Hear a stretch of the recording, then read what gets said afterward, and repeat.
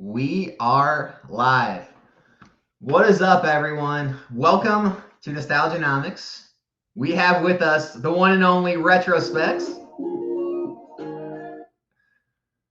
And, Retro, I know you've been on the channel before, but I know it was a long time ago. It's grown a lot since then. So if you want to give just like a quick intro, it's kind of who you are, what you do. You can shout out your channel, whatever you want to do before we get started.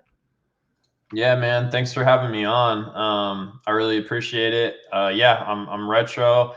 I do a little bit of everything, but I would say my main focus is still Pokemon for sure. I do have a YouTube channel. It's Retrospecs, and then you can follow me on Instagram. I post like card pictures on there, and if you're ever trying to like do a deal off eBay, I'm willing to do a better deal on eBay, save us both on some fees and different things like that. But yeah, man, I'm stoked to get into a good conversation. This should be a good one.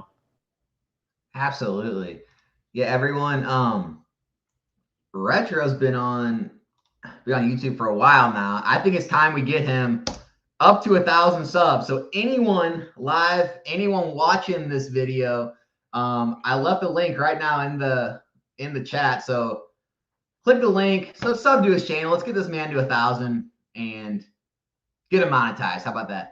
That'd be awesome, man. I appreciate that. Yeah. So before we get into everything, I was looking at some of the comments before I started.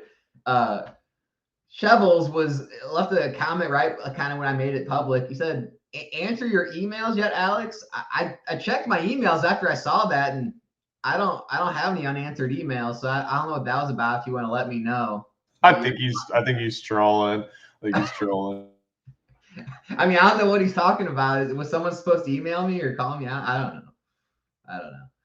All right, but yeah, so guys, tonight we're probably just gonna kind of focus on kind of like the title says, like investing, and then retro side's really flipping. Kind of give the goods and bads of both. I mean, retro and a lot of other people are really successful with it. I know my channel focuses a lot on the long-term investing side, but believe it or not, when I say this, people like still think I'm lying, but I started out doing nothing but really flips. I mean, I would hold some cards like in my collection, but 95% of what I did was off flipping in the beginning. And I just think it's changed a lot since then. So I can kind of give my, take on how it was compared to now. And then you can kind of give the 2023, market mindset of like how to be successful in this market. I think that'd probably help everyone out there because everyone out there, I mean, I know a lot of people do have time on their hands and they are, trying to build a collection for free and they are trying to, make some money, in this, or at least make enough money to fund their collection for free. So I think it's going to be really valuable for anyone watching my channel or anyone in this live or, seeing it afterwards. So I guess let's start off retro, I guess, just kind of give a good idea of, where you go to source the majority of your cards, like what websites, is it in person? Is it, kind of, what do you use to really, do the most of your sourcing?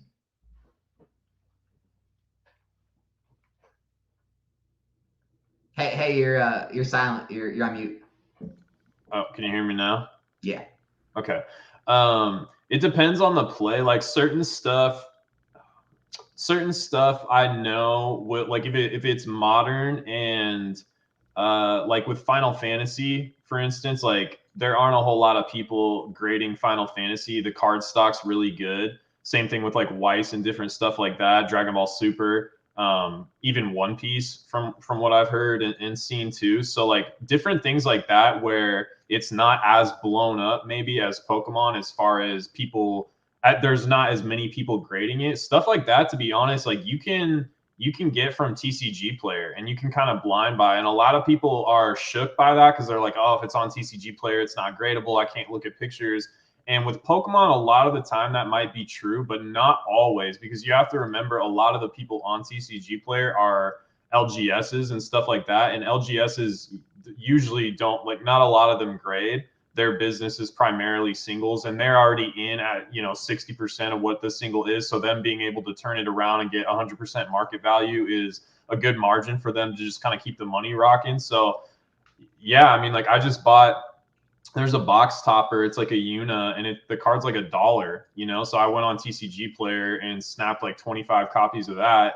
Grading's back to $15. You know what I'm saying? Like I know for a fact I should be able to get like $49.99, $59.99 out of it. And because the card quality is so good out of pack, I'm not tripping on going to eBay and trying to make sure you know what I'm saying? Like it's good enough out of pack and the cards are cheap enough that the odds are in my favor as far as, you know, maybe I get those 20 cards in and like 17 of them are gradable. Even if like 10 are gradable, like the card's $1. You know what I mean? So my downside risk is really low. Yeah, so like just understanding different stuff like that. Like with Pokemon, not as much. And especially the older you get with Pokemon, it's probably going to be optimized just because so many people know that Pokemon is worth value, worth grading if it's vintage, stuff like that. So you're probably not going to, you know, find like WotC hollows that are in like 9 or 10 condition on TCG Player. But again, One Piece, Dragon Ball Super, a lot of, and even like modern Pokemon, and you can try it too. Like you can buy from a seller on TCG Player that you know is an LGS, buy a couple cards, see what condition they come in, and like make yourself a list. Okay, I bought from this seller has minty cards, or this seller clearly is probably picking out the best centered ones for themselves, and just kind of make a list over time. You know what so different things like that. As far as like English, a lot of the English stuff goes, card shows and card shops, man, are the best. There's nothing better than being able to pre-grade cards in person. So if you can save up some money, make a trip, like if an LGS isn't close to you, you know, drive the 45 minutes, build a relationship with them, and yeah, see if there's a potential there, and if they keep good modern singles in. I mean, you can walk in, buy Shining Fates Charizards, Celebrations Charizards, like Altarts, all that sort of stuff. And even if you're paying full market, you can pre-grade it in person. So even if they're stingy and won't give you a deal, who cares? Because you got to pre-grade it in person. You know it's going to 10. So even if you have to spend 100 on it, if the 10's like 225, 250, it's all right to spend 100 on it. Versus like on eBay, if you don't have like really great pictures or something like that, or you're kind of unsure if it's going to 10, it's a little bit more risky. You know what I'm saying? So like if you can do stuff in person and cultivate in-person relationships with card stores and stuff like that, or people at shows, yeah, I mean that's a huge benefit that I think people underutilize, especially in Pokemon. It seems to be a lot bigger in sports, but people don't really do it as much in Pokemon. So that would be my advice. So I mean, is that like the majority of what you're doing then? Is kind of like finding those small like areas of opportunity and then kind of buying 25, 50 copies and then just, you know, grading them, hoping that you make enough margin off the 10s to offset the 9s or the ungradable ones, and you just kind of capture that margin. Is that what you say is like the most of what you do these days? Well, like another play I did was with this this Yu-Gi-Oh tin, and it had Dark Magician Girl and Blue Eyes and Red Eyes and like a bunch of popular stuff in it. And the cards were cheap, and you could actually buy them on TCG Player for like $12 and sell them on eBay Raw for like $15, which is like you're making slight like you know, PWE. Maybe you're breaking even, but the point is low downside risk. If the cards come in and they're not gradable, just turn around and list them on eBay, and you're breaking even or making 50 cents anyways. And then a lot of those cards too, like I was selling them in 9s for $49.99. So I'm like making money even on the 9s, and then on the 8s I was like breaking even or losing $1 or $2.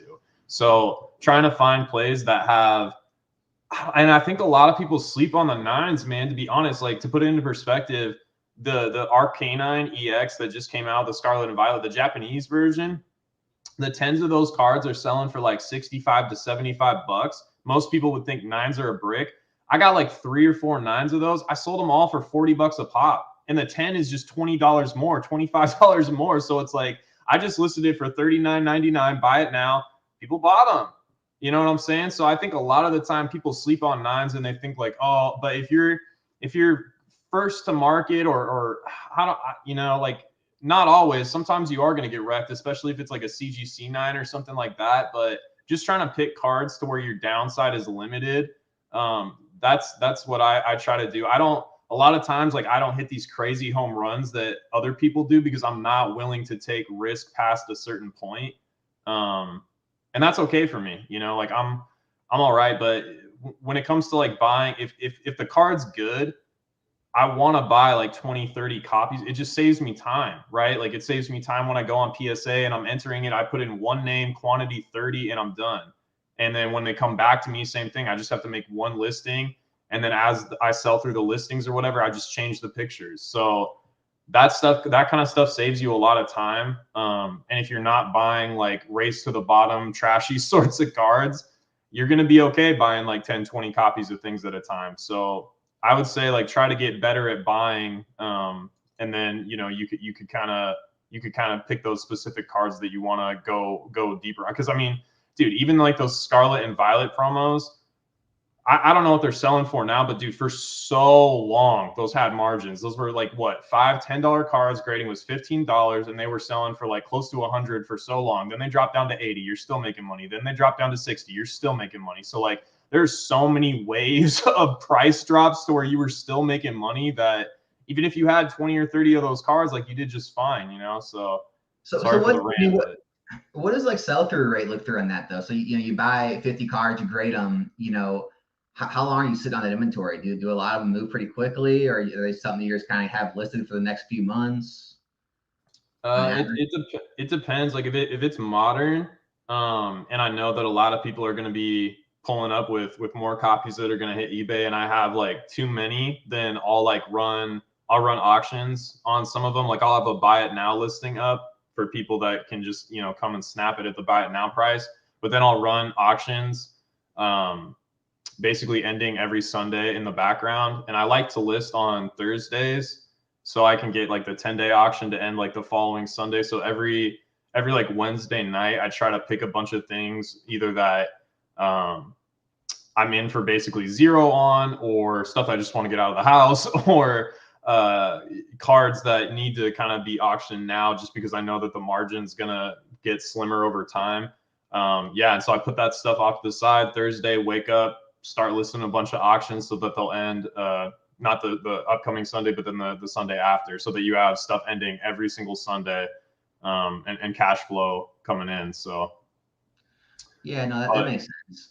But different things have different liquidity too, right? Like with the Final Fantasy stuff, I'm okay. Like Final Fantasy is not going to be as liquid as Pokemon, obviously, which is why I only bought like 20 copies, and like depending on how many come in and I end up grading or whatever, like the whole play will probably cost me, less than $250. And if I'm selling those for like $50 a pop, I only have to sell, probably like 6 or 7 after fees and stuff, and like I'm breaking even, and then the other like 8 copies, 9 copies, however, like I'm just free balling at that point. So, I guess like talk about that. So like on an average, it doesn't matter if it's Final Fantasy, Pokemon, Yu-Gi-Oh. So like on an average, what is like an average return? So if you're putting, let's just say $500 or $250 into, 25 or 50 cards, you pay the grading fees, you pay the selling fees, shipping, all that. I mean, what is it usually looking like? If you put $250 into a flip, what's kind of your goal? Are you trying to like double it? Is it better than that?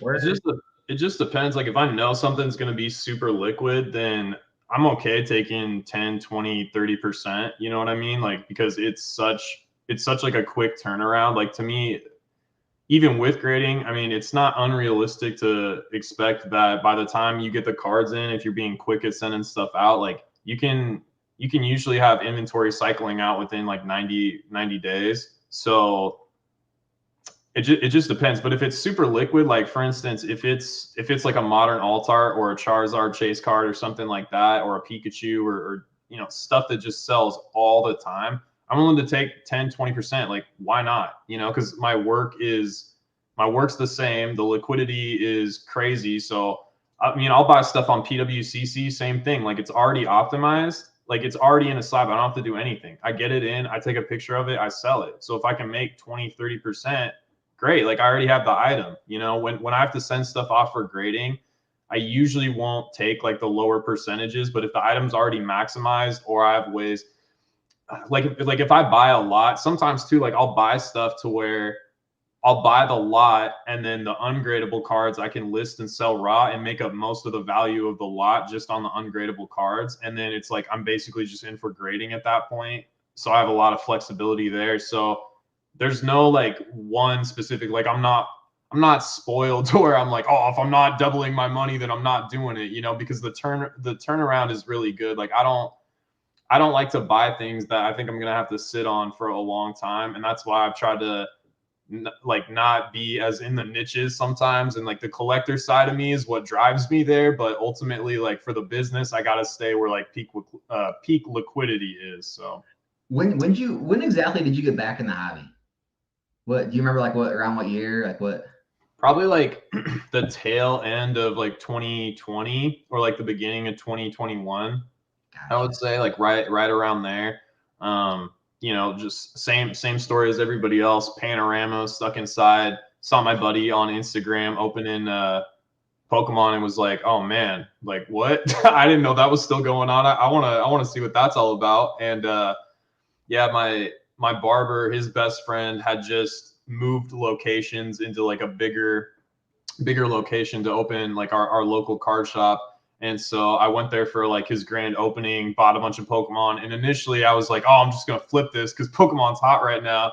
Got it home, looked at it, and was like, nah, I want to rip all this stuff. You know what I mean? And so I was just having fun for so long. Like I buy every single new modern booster box that came out and ETB and just rip packs and stuff. And I got so lucky too. Like I pulled like 4 or 5 shining Charizard, like crazy luck. Yeah, didn't grade any of it because grading was shut down and stuff like that. But yeah, man, when I first got back in, it was just like entry level, just collector, modern ripper. You know what I mean? Like I didn't immediately get back into it and was like, oh, I'm going to turn this into a full-time business. So it took me a while to kind of come around to that. Well, the reason I wanted to ask is because I think it probably is. I mean, one reason why you're good is because you didn't kind of get the bad habits that I did kind of back in like when I got back in like 2015, 16, 17, 18, all those times. Because like the plays when I was making all those plays, they were basically just like out knowledging people. It wasn't like you had to be like, slick and find these deals and do all this math. Like literally, like some of the plays, I got back in and someone was selling like a base set starter case, like the eight base set starters theme decks or whatever. And it was one with like no country codes in the bottom. Everything that I saw about it told me they should be shadowless. So I bought it he had it listed at base set, just a regular base set price. I bought it. I listed it as shadowless. I made a whole description, had like links to E4 on like all the reasons why this is a shadowless. And I ended up having someone pay me like $2,400 for like a $400 box I paid for. Like little stuff like that. Or like, being able to buy lots where people really didn't know what they had. Like they didn't know they had shadowless cards, or they didn't know about the Black Star promos. Like, buying a whole Black Star promo set and then being able to literally take the Pokemon Center and the Lucky Stadium out, sell those, and it paid for the entire rest of the set. I got to keep the set for free. Like just there was like so many inconsistencies back then. Along with you could actually open some boxes back then. Like I opened 3 Fossil First Edition boxes. This guy had like 10 plus available, and they were listed at $1,500 back then. And that price point, you were able to open the box, sell the light packs as like a set of 3. You sold a bunch of sets of 3. You opened the heavy packs. You sold the commons, uncommons as like common, uncommon sets. And then you grade the hollows, get the hollows back. The 8s and 9s you could sell off. And you kept all the 10s for free. Like you were in the profit just from selling the packs, the extras, and the 8s and 9s. Like there were just so many easy opportunities, as well as like so much easier lots and collections. And then I feel like, everything went into boom. I sold out everything. I came back and I'm just like, man, this is a lot harder now. Like everything's so optimized. Every single lot that you think you're going to hit right when it's about to hit the buzzer, it gets bid up all the way to basically retail. You can't make any money. And it's a lot harder now. And so like, I everything you're saying is like foreign to me. And that's probably why it seems like it's so hard, is because I never really learned that side of it, of buying 25, 50 of the same card, grading them all, and just trying to make these margins here and there. I was always like looking to, try and find things. Oh, another one I found, the Black Triangle packs. I bought those off someone back in the day as base set booster packs. That's what he had them listed at. And so it's one of those things where it's like, you do no work. Just because you know a little more than the other guy, you saw you bought the packs, you relisted them as Black Triangle, and you sold them for like, I don't know, like 8 or 9 times the price back then. And like, it just seems like everything's a lot harder now. And, that's why I wanted to have you on is, to my viewers, I think you could add a lot of value just to like give all these little tips and tricks that you use now, for anyone who is wanting to flip and make that. I mean, I think the biggest thing is it's not even, I don't think the majority of people want to start full-time businesses, but I think the majority of people do want to try to build their collections at no cost. And I think that's the best part about flipping is finding these ways to make a little profit or be able to keep something for yourself out of a lot or make enough to buy an item you want and stash it away and move on. So yeah, I mean, I think that's going to help a lot of people out. Yeah, I see what you're saying about the Pokemon stuff. I mean, there's definitely still arbitrage, but like it gets figured out pretty quickly, and like even with raw cards now, like people will figure out, like if they see the graded prices going up, people that have near mint raw versions of those cards will see that and start pricing closer and closer to the PSA 10 price over time. I think it's part of it is probably because like information is more accessible now, right? Like when you got back in to get the niche deep information, it was like E4 and maybe like Scott or Gem Mint might have been around back, but other than that, it's like where are you going to go to find that stuff out? So your ability to kind of hit those licks was a function of the fact that you did the deep dives and got all that information so that you were able to identify certain things as like, oh, that's actually worth more than this person knows. But now, dude, I mean, with PokeRev and like all these people that have been around for a long time and know this stuff, even if it's like an entry level channel, the access to information is so much easier now, right? Like there's so many more resources, so many more YouTube channels. So it's a little bit harder with Pokemon. Like I hear people, they're like, oh yeah, I hit licks on auctions that end on Tuesday evening or some stuff like that, and the listing is titled incorrectly or what. And I'm like, hey man, if you're still able to do that, great. That the same thing is used. I mean, even dude, last night I think I was watching these two things, and the dude misspelled a ton of stuff in the title. The pictures were horrible, and it's still, like you said, it ran up to retail, and I was like, no way, dude. Like it was crazy, man. Like it's so I think part of that though, like I think like I'm not trying to big myself up or anything like that, but when I came in, Pokemon was so expensive and everything was like peaking that I just, at least at that time, and PSA was shut down too. So I just feel like I had a whole 6 months to a year to where all I did was learn. And most of it was Pokemon, but a lot of it was like other niche TCGs where there wasn't as much competition. And so I kind of like started there. Like I made more plays in like, DBZ and Marvel and stuff like that before I really went like hard on Pokemon because I didn't really have the opportunity. Like grading was shut down, like I said. So, and then I think bringing a lot of the things I learned from those other TCGs and niche markets over to Pokemon kind of allowed me to be successful. And like I'm always learning too, but yeah, Yeah, like I think so. you hit it. You hit it with the knowledge and like the information that's out there now. It's at a ridiculous level. Like, everyone you just mentioned, like that's I was watching all those guys. Like I subscribed to Scott's channel when he had like 12 or 1300 subscribers. Like Gem Mint. Gem Mint was big, but it's like Gem Mint's content was really just kind of showing the cards you got back graded or cracking packs and like, he basically taught people how to grade and how to pre-grade your cards, the best ways to go about using PSA, but he wasn't really much like kind of like Scott, where Scott actually talked about the market and plays and things like that. But like I said, all those guys were small. I mean, Leonhardt, I remember like seeing my first Leonhardt video and he had like 10 or 15,000 subscribers. I mean, these guys were all so small, and so the knowledge base was just so small back then to where anyone who got on like a site like E4 or something, you were immediately like light years ahead of anyone that was watching eBay. And so it was kind of like whatever for you had your pick of the litter. I mean, it was kind of how much money do you have to lock up at one time? You'd buy like 2-3 lots, 2-3 days in a row, and you're like, well, there's more coming, but I have no more money. I mean, there's tons of opportunity here. Do I start maxing out credit cards? And in hindsight, I should have.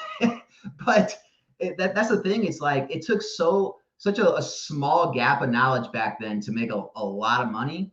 And then the people like, Jake or Dan, or like people who took it one step further and learned like everything about every set, they took it to that next level, and that's how they got, insanely wealthy off it.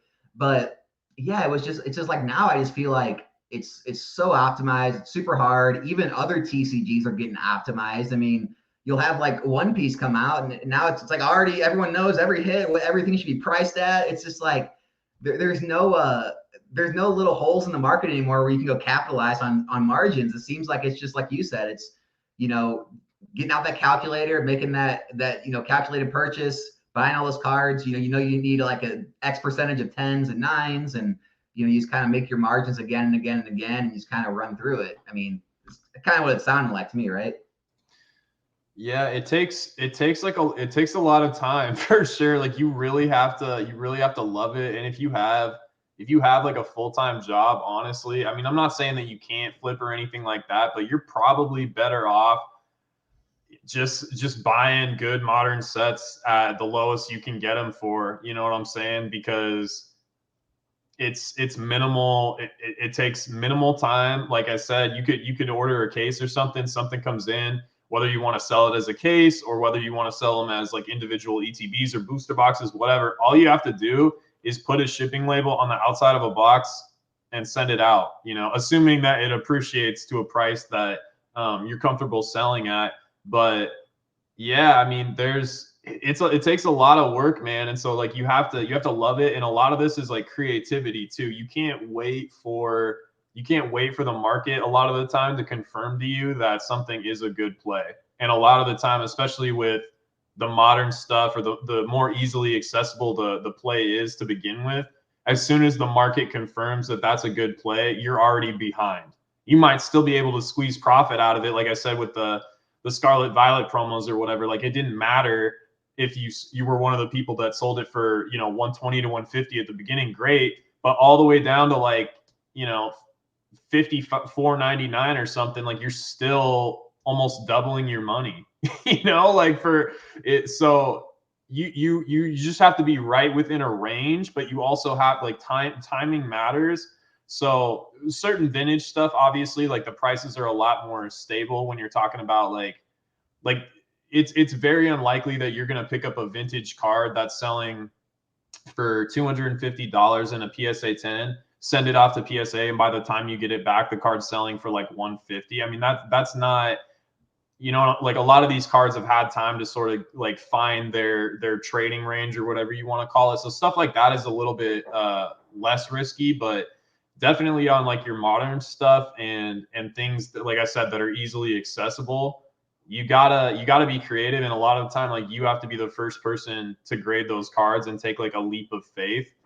And so I guess there's a little bit of just like understanding what people like and just being like, do I like this? Yeah, this is cool. I think other people would like it too. And just kind of going for it, rather than, like I said, waiting for the market to confirm like, yeah, we do like this. This is a good play. So that's a huge point I wanted to get at tonight, because I know you're one of the people that do this on a day-to-day basis. Is everyone needs to stop worrying about what other people like think, or what like how they see the market or they see an item performing. Because I feel like a lot of people really take that and it gets in their head and like, well, all these people don't think it's performed well, so I probably shouldn't go. And a lot of the time, that's usually the item that does perform better because no one believed in it. And that's kind of how it was, I'm not starting any beef, but there's multiple people that keep saying that no one was investing back, before 2020. I will 100% tell you, and I'm not going to go find it all, but there were multiple people saying not to invest in modern back in late XY, back in Sun and Moon. I mean, multiple people saying that everyone's doing it, that the kind of the cat's out of the bag. And I was one of the people that, when everyone was saying evolutions, I was stacking evolutions cases. Every time I'd get some more money, I'd buy another case, buy a Burning Shadows case. And it was time when no one, everyone felt like that was not the play. It wasn't going to work anymore. Put your money back in vintage or whatever it was. And I think that's the same thing what you're trying to say with the flipping. It's just like, with Final Fantasy or with, all these cards that people think like, oh, there's nothing there. It's just like, well, with enough quantity or, buying from this side or, switching to this side or, whatever it may be, it's like, don't always kind of go with the crowd or go with whatever's popular. If you see a play and you truly believe in it and the math works out, it makes sense to go for it, because guess what? If all those people were right, well, we'd all be millionaires, right? They'd all have all the right plays. And so I think that's a big, a point to touch on, is that, not everyone you hear is going to be right, and, kind of trust your own plays when you go into that. I do have a hot take though. What do you think of just ETBs in general? Like as an investment or just like as a product? I mean, I guess both. Investment first, and then I guess as a product. Like at this point as a product, I feel like they're a little bit redundant, because now they have what are the booster bundles, where it's just like a box that comes with like 7 packs. And I mean, they could start putting promos in those like they do with the milk cartons and stuff like that. So I don't know. I feel like ETBs, I'm a little bit like I live in Washington, so we're very like green, green energy, save the environment kind of stuff over here. And I just wish that they would maybe make stuff a little less wasteful, because it hurts to open an ETB and all that trash and stuff that you're not going to need. Like, and as an investment, it's tough, man, because for the pack price of what you're getting out of it, unless the promo is like a crazy banger or something, like it just, I don't know. I feel like your best bet is probably to go for, the booster boxes, or in some cases, like those 3-pack blisters maybe that have like a really nice Pokemon on them with a cool Cosmos Hollow or something like that. But the ETBs, I don't know, man. Like I'm not as confident on ETBs as I would be on. But then, I could be dead wrong on that, because like the best performing product, I guess, was like what was it, like a Rebel Clash ETB or something like that, So maybe there's a possibility that there's enough ETB collectors, and because they haven't maybe been printing as many ETBs as boosters over like the past few sets, that maybe in the future, like a certain ETBs, a certain sets could outperform. I don't know. But for me personally, like if I had to choose between an ETB case and a booster box case, I'm going with the booster box case. What do you think? I'm just going to go ahead and get prepared to lose a lot of subscribers. I think ETBs are dead. That's what I think. I think ETBs are dead. In X, Y, and Sun and Moon, even early Sword and Shield, like you said with Rebel Clash, they were the product that didn't get reprinted, and everyone speculated because Pokemon doesn't want to reprint the sleeves and the dividers and all the little items that come inside. That's why it didn't get reprinted, and the booster box were always the main item that got reprinted. Well, fast forward to now, the ETBs are like the ones that are most massively printed. They're sent out to all the big box stores. Whenever there's reprints, it's usually ETBs. It's not as much booster boxes, and the booster boxes have almost become this more like higher end item, to where like there isn't as many available, and so that's why it's continued to keep the prices stable. I don't know if that was like a Pokemon's kind of big brain move, but I mean it's definitely happened. And anyone who doesn't think it has, I mean, you can just look at all the prices of like every ETB in the last 2-3 years. I mean, they're just not moving at the rate they used to. I mean, at all. They're not keeping up with the booster boxes in terms of growth. I mean, I'm sure people are gonna throw like one-offs out there, but on average, I mean, if it's just a regular set, like I'm not talking about a specialty set where they just have ETBs like Crown Zenith, but just a regular old set where it doesn't have like a amazing promo in the box. It's just like a Brilliant Stars. I mean, the booster boxes are outperforming the ETBs, and they continue to. So I just feel like ETBs are dead at this point until Pokemon shifts some way they're doing things, right? Yeah, that's a good point too. On that's the main thing that gets stocked at the bit, because they don't have booster boxes at like Walmart and Target and stuff like that. So that's a good point too. The only like saving grace for me would be if the outside of the ETB had like really good art, or like really popular, like the Evolving Skies with the EVs on it or whatever, like that could be. But then Evolving Skies is just super popular to begin with. But even then, I'm pretty sure you would have done better on your money if you just went for the booster boxes. So yeah, I kind of agree with you. I don't know if that's going to make people frustrated or whatever, but I do agree. Like, I'm one of the people that did that. I bought into the Evolving Skies ETBs. I got a great price. I bought them by the case, and they were like $37 an ETB. And yeah, they're up, but I mean, they're like maybe 100 something percent when the booster boxes are like 400% up. I mean, it's like, yeah, they're going to go up, with the sets. Like as items get older and as the, box prices rise and the packs get more scarce, the ETBs will just rise because the pack value is going up. But I don't know if like the sealed value of the item is really, holding any type of value, as opposed to just like because the packs are going up, so the product goes up as well. Whereas I feel like the booster boxes, they go up just because the booster box itself is actually valuable at that point. Yeah, I see. Stephen Coleman said ETBs are dead. Once people started to see pull rates, no one wants to open them. That's a good point, because you could argue for people that are buying them to open, they might not see as much value, because like with a booster box, you're guaranteed like a certain amount of like ultra rares and secret rares, like per X amount of boxes or whatever, but with or per box, but like with an ETB, there's no like set, you're guaranteed to pull this or anything like that. So you can open an entire ETB and just like break your life away. Whereas with a booster box, you might not get like the value that you want back, but at least you're guaranteed certain rarities out of it. You know what I'm saying? So that could also be a good point on why they don't really hold up, because the opening experience isn't as good as the booster box. So guys, you can start giving some questions in the chat. We'll start taking them. I just want Retro to answer one more thing, because I think it's one of the things I really wanted to touch on is, okay, so for those people out there who may want to, eventually try to do this full time as a business, or at least make a good side income doing this, okay, you're the perfect person to ask this, because you're not someone who has this gigantic inventory, backlog. Like a lot of these guys who are in, for a long time, they have these gigantic backlogs where they kind of just selling off their inventory little by little, as well as making profits on the new stuff.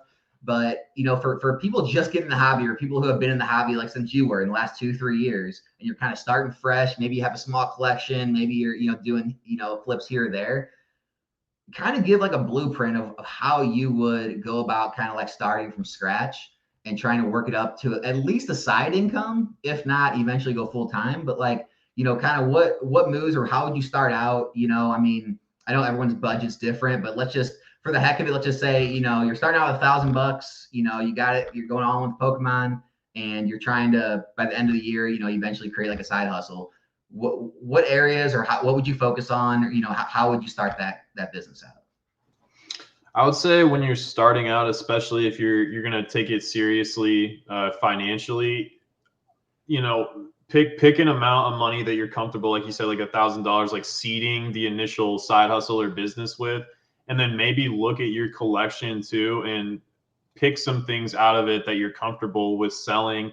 And part of that could be because you don't really have like a big eBay presence or a lot of feedback. So you need to start like building feedback on TCG Player and eBay and stuff like that, so that over time people are going to get more comfortable buying from you, because the more feedback you have, assuming that you're shipping it good and all that sort of stuff, you're going to have 100% feedback, and that's going to look good to new potential buyers in the future. So pick some things that you can start like to list and stuff like that to get cash flow rolling in. And when you're starting out and you have less money, like you have more time. So I would say, if you want to take it seriously, don't get like a big head about it. Like you need to put the work in. Like when I started, I was doing different things that I'm doing now because I put less money in to seed the business. Now I can make different kinds of plays and I've optimized different stuff. But when I started out, man, like I would buy $5 cards, flip them for 10. I would, buy bulk and stuff like that, and then go on Facebook and find shops that were buying bulk and make sure that I was buying with a good enough margin to where I could just like directly sell it to these people that were buying bulk on Facebook, make a good guaranteed margin. Like I didn't have to negotiate or anything like that. They had their buy list, their buy list up with their rates and all that sort of stuff. And a lot of the time when you're selling to people that buy bulk, they would give you like an extra 10 to 20% if you took it in sealed product. So then a lot of the time I would do that, especially if I thought the sealed product was going to do well. Like I would trade the bulk in, make my margin there, get an extra 20% on top of it, take it back in sealed product, turn around, sell booster boxes, things like that. But yeah, I started like doing things where people would be like, oh, that's not worth my time or anything like that. But that's the kind of stuff and that's with any business. That's not just cards. Like you have to people coming in and they just want to be the manager day one. Like that's not how it works, man. Like you got to figure out you got to wash the dishes, you got to bust the tables, you got to do all that stuff before you become restaurant manager, right? So I would just say you need to have a passion for it. Like you need to love it, because there are going to be times, especially starting out, where you're going to have to do stuff that you don't want to do, or it feels like a waste of time. But that's what you need to do to build your capital up, build your feedback up, stuff like that. And then, exponentially that will kind of compound into you being able to do more with your money, right? Because at the beginning, maybe you can only turn $1,000 into like $1,400, but now that you have $1,400, maybe you can turn 1,400 into 28, and so on and so forth. And this hobby is like really, really exponential. And also like when you don't have a lot of money, like you need to be very tight about what you're doing and be very intentional with your buys and err on the side of being conservative, right? Like if you buy something for $5 and it only sells for 10 on eBay and you're not buying it in person, you need to understand, well, am I paying tax on this item? Am I paying shipping on this item? And then when I get it in, like, okay, well, penny sleeve, top loader, 60-cent PWE, subtract, eBay fee, subtract that from, it's just like you need to be honest with yourself on like how much am I really making? Because if you just like make all these snap buys without really thinking about what you're actually going to get out of it, you can get yourself into a point where you're deploying all this capital and you're not actually seeing as much of a return on it. And when you don't have as much money to play with, it's even more important to make sure that like the margins are there and that you're operating with a degree of safety, because that's all you have. You know what I mean? So yeah. All right. I mean, I think that's helpful. I think that'll be helpful for a lot of people. I mean, because I know a lot of people that watch my channel like are always asking me about like flips and stuff, and I talked to Retro about it like recently. Like I definitely want to try to start just getting back into it. It's almost like if like you're going to coach a sport that you played as like a kid or something, you want to try to like kind of get your game back, get back in shape, just so you can not be a complete like idiot out there. It's kind of how I feel now. It's like, man, I haven't like been that engaged in all like the flipping market in so long, where it's like, if I'm gonna have a YouTube channel about Pokemon, I should probably get a little more active again, just so I have at least a feel for it. Even if I'm not trying to like make a full living or any of that, just to kind of be in the game again, just to kind of know the plays are going on. So. Yeah, Walrus commented too, look into getting a reseller certificate. That's crucial, especially if you're living in a state where you have to pay sales tax on stuff, because that really adds up, man. 6%, 8%, depending on where you're living. All that matters, right? And then you could like get a credit card, and like obviously like don't put things on credit, but like if you can pay for it anyways already, like putting it on a credit card and saving that 1%, 2% that you're going to be getting in cash back from buying it on your credit card. All that sort of stuff adds up over time. And then like I said, like Walrus is saying, getting the resellers permit so that you don't have to pay tax. Anything that can give you a little bit leg up to where you have more percentage margin, all that stuff matters. And again, like those are the types of things that need to matter to you. For a lot of people, they just want to sell parts of their collection that they don't want to deal with anymore, and in their head they kind of just assume that the cost basis is zero because it was just a part of their collection, and that's fine. But if you're gonna try to do this as like a side gig or a business or something like that, the unfun stuff needs to matter to you. You like where you're getting your shipping labels, where you're getting your shipping supplies, like your envelopes, all that stuff. Like any little cent, any percentage that you can save, that needs to matter to you, because at volume, that stuff turns into hundreds, thousands, tens of thousands of dollars over the course of a year, 2 years. So yeah, sorry for the rant, but no, that's super important. I mean, that's with any business. Like you have to have your costs under control. If you're just kind of freeballing it, I mean, it's eventually going to unravel on you. So, it's super important. I guess I'm going to start up here. Start with this question. Look at that, everyone. The comments on the screen. I actually have a real streaming software now. All right. So John says, what's y'all's take on buying objectively historic cards and holding on to them if you believe in Pokemon? Or want like a passive investing approach? Cards like Tropical Wind, Worlds promos, etc. Like, so what he's talking about is more like, the trophy style cards, the very, very limited rare cards and not set cards, things like that. I mean, I'll go first. So my opinion on that is basically my opinion on like most vintage slabs is there's two reasons you're buying it. One is as a collectible, or one is as an investment. There is always some overlap, but if it's strictly you want this in your collection, then yeah, the prices have dropped on a lot of vintage stuff. If it's something you want as a collection piece, it may not be cheaper ever again in the future. It may be time to buy it and stock it away, and then it might rise slowly over time. But that way you have it, and you're not, later on in life, you're not wanting to buy it for your collection. You're paying, 20, 30, 40% more. Now, on the opposite of that, as an investment, even though those cards have come down, they're still at such a high price. And you have to ask yourself, if I'm going at this as an investment perspective, is it harder for a $5,000 or $10,000 card to go to 10 or 20,000, or is it harder for $100 box to go to 200, right? And so it's the same margin either way. So instead of $5,000 in one single card, I always think about, well, what about buying X amount of cases, right? And then those boxes go from 100 to 200. Now those cases are worth, they're not 600, they're 1,200 a case. And from what we've seen, I mean, Modern's remained, even like, older Modern now, like XY and Sun and Moon, it's still remained more liquid than a lot of those high-end cards. So again, I mean, what you get coming to my channel. I'm still going to be more about, Modern sealed as investment purposes, but I buy vintage cards too. If they're for my collection, if I feel that, right now they've reached this kind of bottoming where, they might not ever be this cheap again, I might pick some up. So there's nothing wrong with that. But if you're strictly asking me just investment wise, I'm still going to stick with Modern sealed at or below retail.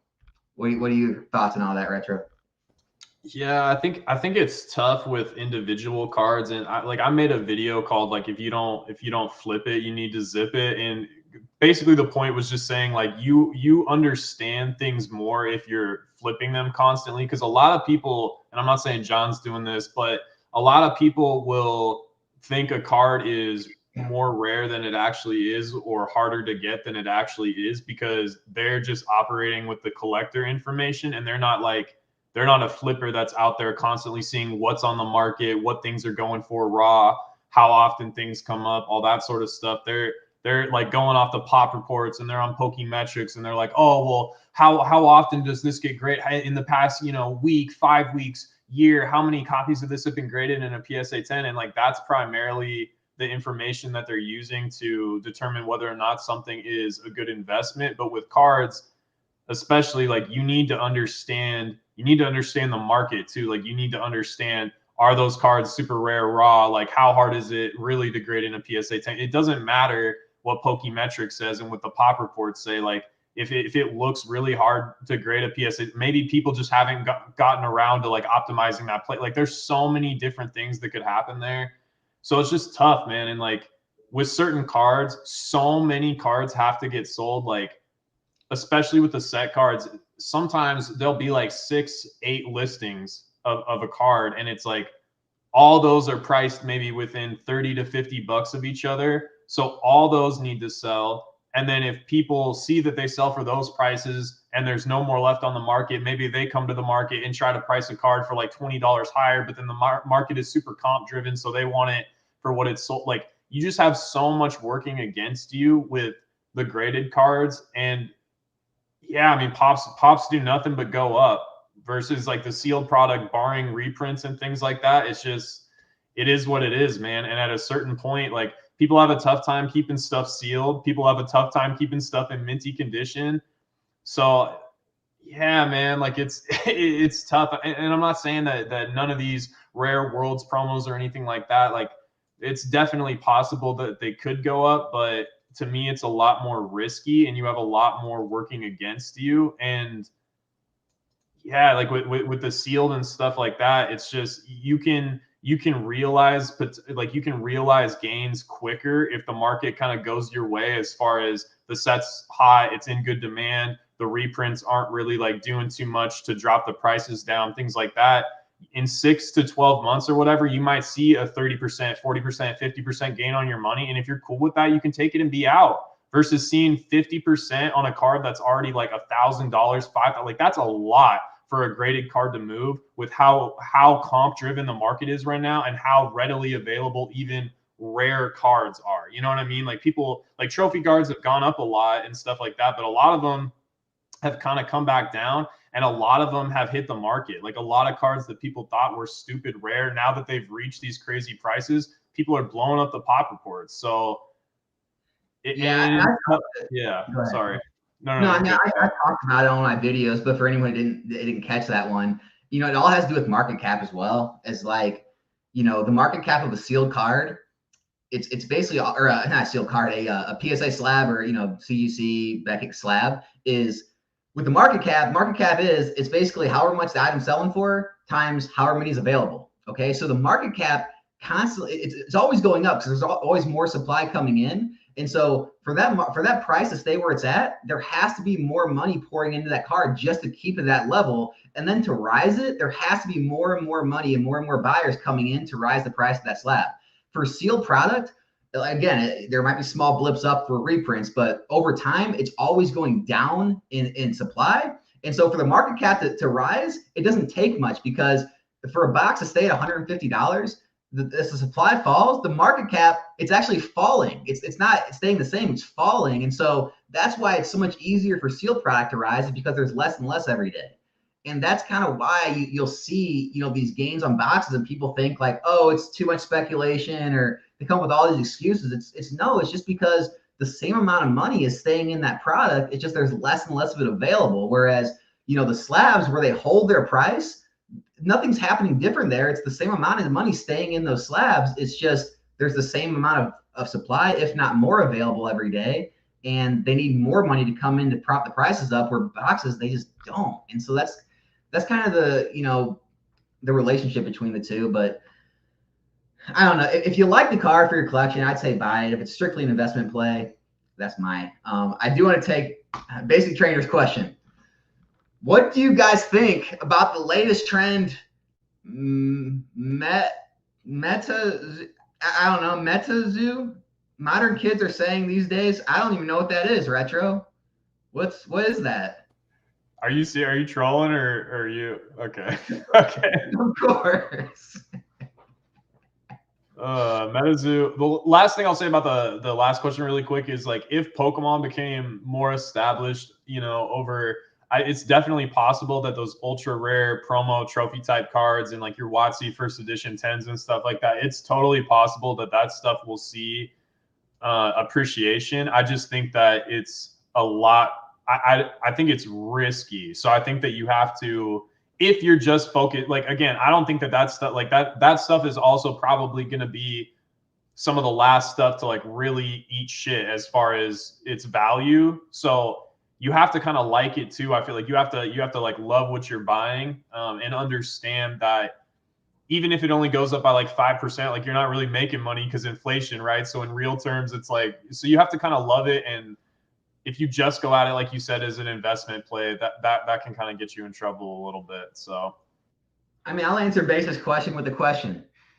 I'll answer that question when I know exactly how much percentage of that company that you own.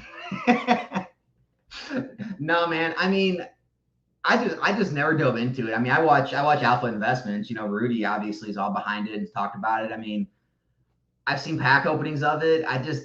I'm not. It's just not one of those things that I get into. I guess like probably because I didn't grow up with it. I'm just like, maybe I'm just, you know, kind of jaded to learning new things at this point. But I mean, if I'm going to collect another card game, I'm probably going to go after like Dragon Ball Super, or, you know, try to go after Yu-Gi-Oh, you know, with the anniversary. Like there's other things I'd rather go after than try to learn MetaZoo.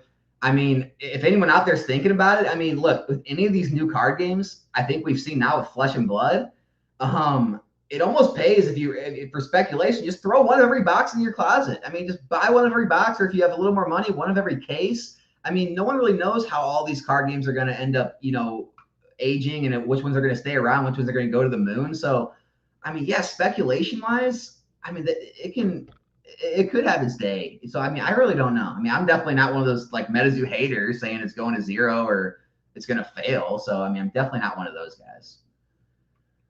All right. Yeah. Digen, what do y'all think about CGC BGS 9.5s? Undervalued for long term. What do you think, Retro? I mean, that's a broad. It depends on the card, right? But for CGC, I would say, well, I mean, even still, it probably depends on the card. Like, there's plenty of CGC 9.5s that will PSA 10.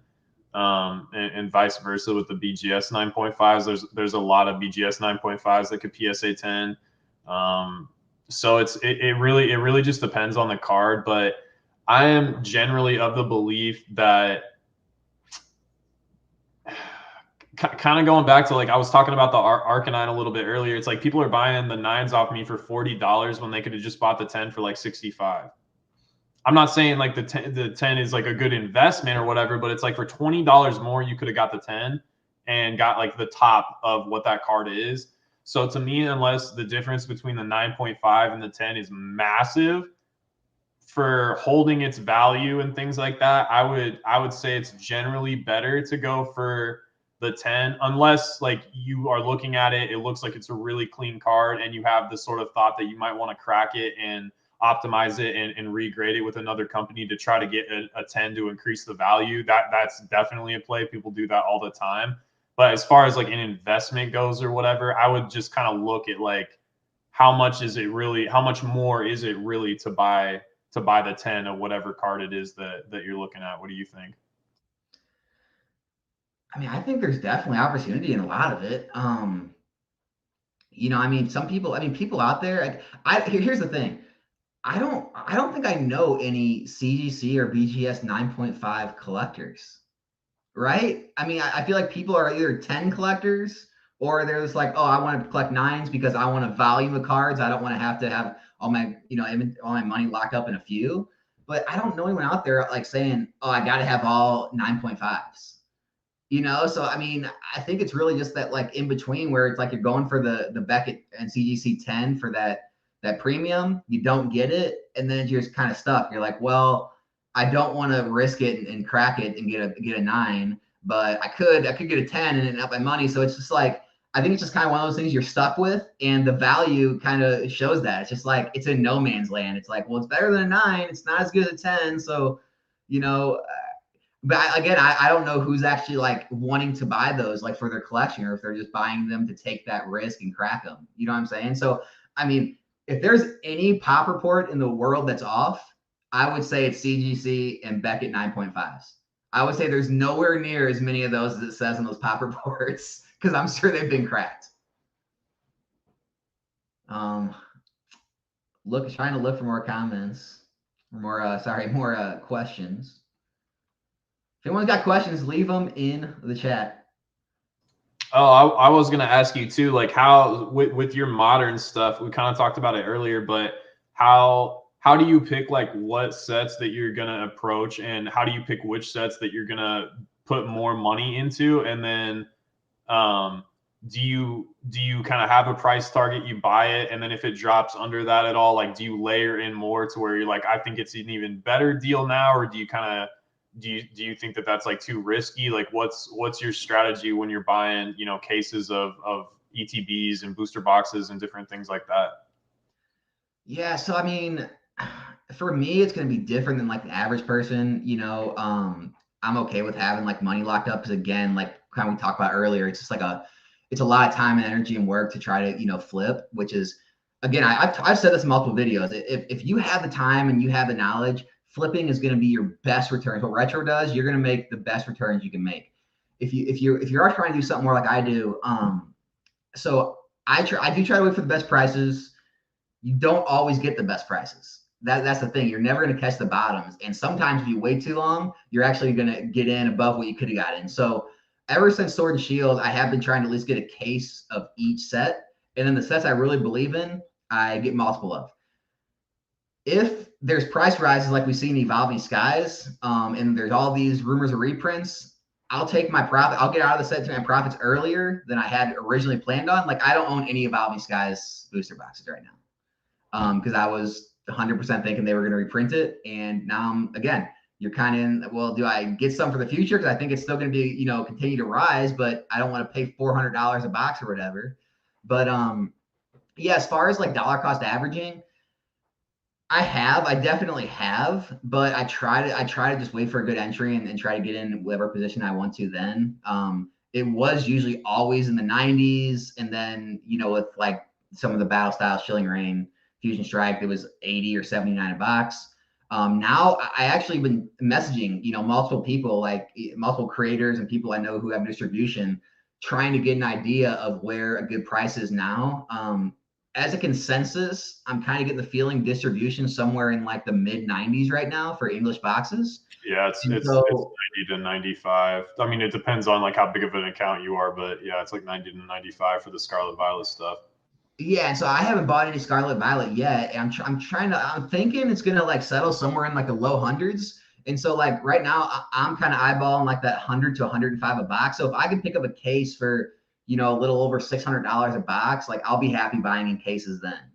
Now, again, like strategies like I'm taking, you might miss out. Like it could be the bottom right now, like 650 a case, maybe the bottom, and may start rising. I may, have to buy in at 675 or 700 if I really want to be in the set. But I'm just like with Scarlet Violet, so much has changed. Like new era, silver borders. A lot of people really aren't into the set for whatever reason because of the hits, and so I'm just kind of being cautious right now. But in Sword and Shield, it was so easy because you just kind of like right out the gate, you would just try to get in because they were going up. Like the Silver Tempest release, Lost Origin release, you would just buy what it is, and sometimes you'd have to pay $115, $120 a box if that's what you wanted to do. But in my mindset, it's kind of like Rudy's mindset is 3 to 5 years. I think not one of these boxes is going to be less than $200 a box. That's just how I feel. And so if you feel that way, and then you look at, well, where could I put, X amount of dollars elsewhere that I could, make 100% or more on my money. I just don't see it. I mean, I talked about it. I was, buying stocks a little while ago when the Pokemon market was kind of dry. But now the stock market's, a lot of the, companies have come back a lot. A lot of the tech sectors recovered. And so I'm back to thinking, well, I mean, I actually still I'm back to seeing Pokemon as my best bet. And so I just constantly kind of watch the markets and see where the best place to put my money is. But yeah, I would say at least one case of every set. And then the sets I believe in, I sometimes I'll go up to like 5 or more cases of them. And then as far as exit point, I'm not a person that holds forever. Like some people will say, hold forever, hold till you die, or hold until you have a financial hardship. I don't have even like a year, term. I'm looking for like, I say like 3 to 600. It's a good, that's where like the modern boxes usually settle. But even if it's like, mid twos, like I'll start to look to sell, especially if I have multiple cases worth, just because it makes sense, right? I mean, if you can buy 5 cases at $600 a piece, you're only in $3,000, and now the boxes are $250. I mean, why wouldn't you sell 2 cases, recoup all your money, and now you're free rolling the rest of that investment? You can put it away, not even think about it, and not be stressed out at all. So that's kind of the route I take, for better or worse. Fair enough. Yeah, I mean, I think I don't know, man. Like I might even have more paper hands. Like if I was buying boxes at like $80 or whatever, and they went to like 150, I'd be like, cool, taking my money. You know what I mean? Because like the work is so little. Like if you bought that cheap at like 80 to $90 and stuff goes to 150 and you're selling by the case or whatever, you just slap a shipping label on the case and you're done. Like those are good returns, man, for like little to no work. Well, let me throw this at you though, like right now, okay? So like my cases of what's at 150 right now? I don't even know. I guess like Lost Origin, right? So I have multiple cases of Lost Origin. So I sell that. Where do I put it? I mean, Gotcha. Yeah. Scarlet Okay. Violet a better buy is like okay, because you try to keep like a certain amount. You're saying like if you're gonna take it out, you need to have like another play to be doing with it, kind of thing. With your yeah, I'm just saying like where's a better spot to put the money? It's just like I mean, if they get high enough, or I see a better opportunity in a new set, it might make sense. But like Scarlet and Violet, it's like I still see like Lost Origin outperforming that in the same time frame. It's like, so I don't want to transfer that money to a Scarlet Violet box because I think in the next 3 years, Lost Origin is probably still going to outperform Scarlet Violet base set. Or, you can play that game with any set you want of like, well, if I take my money out of this, where's that money going? Like, it's not going to go sit back in the bank. It's got to go to some other play. And so that's what I tell anyone is like, if you are going to make a sale and you want to realize those gains, like just make sure it's going to something else that you see a better opportunity on. That's why I say like that $300 to $600 range. Once boxes get to that, like modern boxes, like you can see it all throughout XY and Sun and Moon. when it gets like $500, there's only a few sets that ever eclipse that like $600-700 range. There's only a few in each era. And so it's like, there's a lot better chance that $500 is going to go better use somewhere else than trying to hope that 500 goes to 1,000. You have a lot better chance of buying $500 boxes and those going to 200. That's just how I usually see things. But like 150, $200, you still have a pretty good chance of those boxes going to 300 or 400 in the same time period as like a poor set, like a base set goes from 120 to 240, you know? Yeah. Okay. Gotcha. So Kinda do that. you, real quick, like last thing I would say, do you kind of like track the pattern of the base? The first couple sets are just kind of like, and then by the time they get like to the middle of the block of, you know, now we're in Scarlet and Violet, like that's when they really start cooking. Do you try to keep some dry powder ready, knowing that that's kind of been the trend, that some really hot sets kind of tend to come out in the middle of the new block, and then not maybe go as hard on like the initial sets that come out, like the base sets and stuff? Man, that's a good question. No. So I don't try to like, I haven't tried to time out like what sets are going to be the best or anything like that. I just kind of let it get released. I try to let things settle. Like for a little bit there, it was almost like you had to buy or you're gonna get left behind. But I've always liked to try to let things settle, see what kind of market sentiment is, see what the hits are going for, see how much, you know, product seems to be floating around, and then kind of make my choices. So as far as like trying to, you know, time out the absolute perfect spot to have the most amount of money available, no, I haven't always done that. Now, I mean, I talked about in my other video, like I will definitely, like, if there's nothing to buy, I won't buy. Like if month, 2 months, 3 months goes by and I just don't see anything worth buying, I will just start banking money. But no, as far as saving up for like a hypothetical like set that could be coming, I haven't tried that. You definitely could. I mean, I know there's like patterns in Pokemon, but I haven't took that route. I'm not that smart. All right, let me see what else we got in here. Pokey Grinding, thanks for the super chat, or what do we call it? I'll be right back. I'll be right back. All right, guys. I'm gonna try and find some questions in here. What do we want to talk about? I think someone did say something about me and Basic Trainer. I don't know if he wants me to shout this out, but I am going to be having Basic Trainer on one of these lives here coming up whenever we can work out our schedules the right way, hopefully sometime next week if possible. So we do have that coming up. Let's see.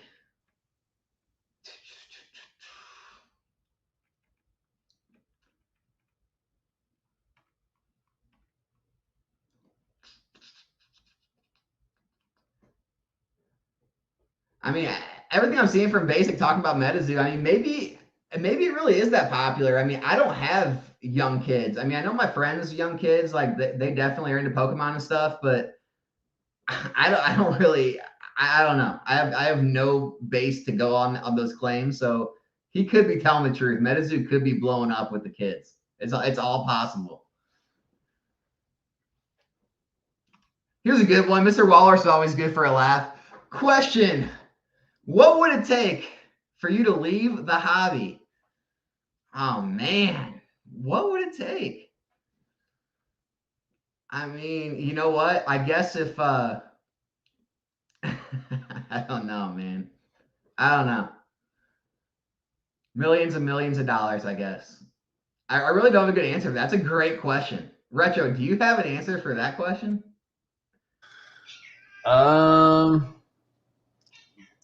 I mean, the market would probably have to die.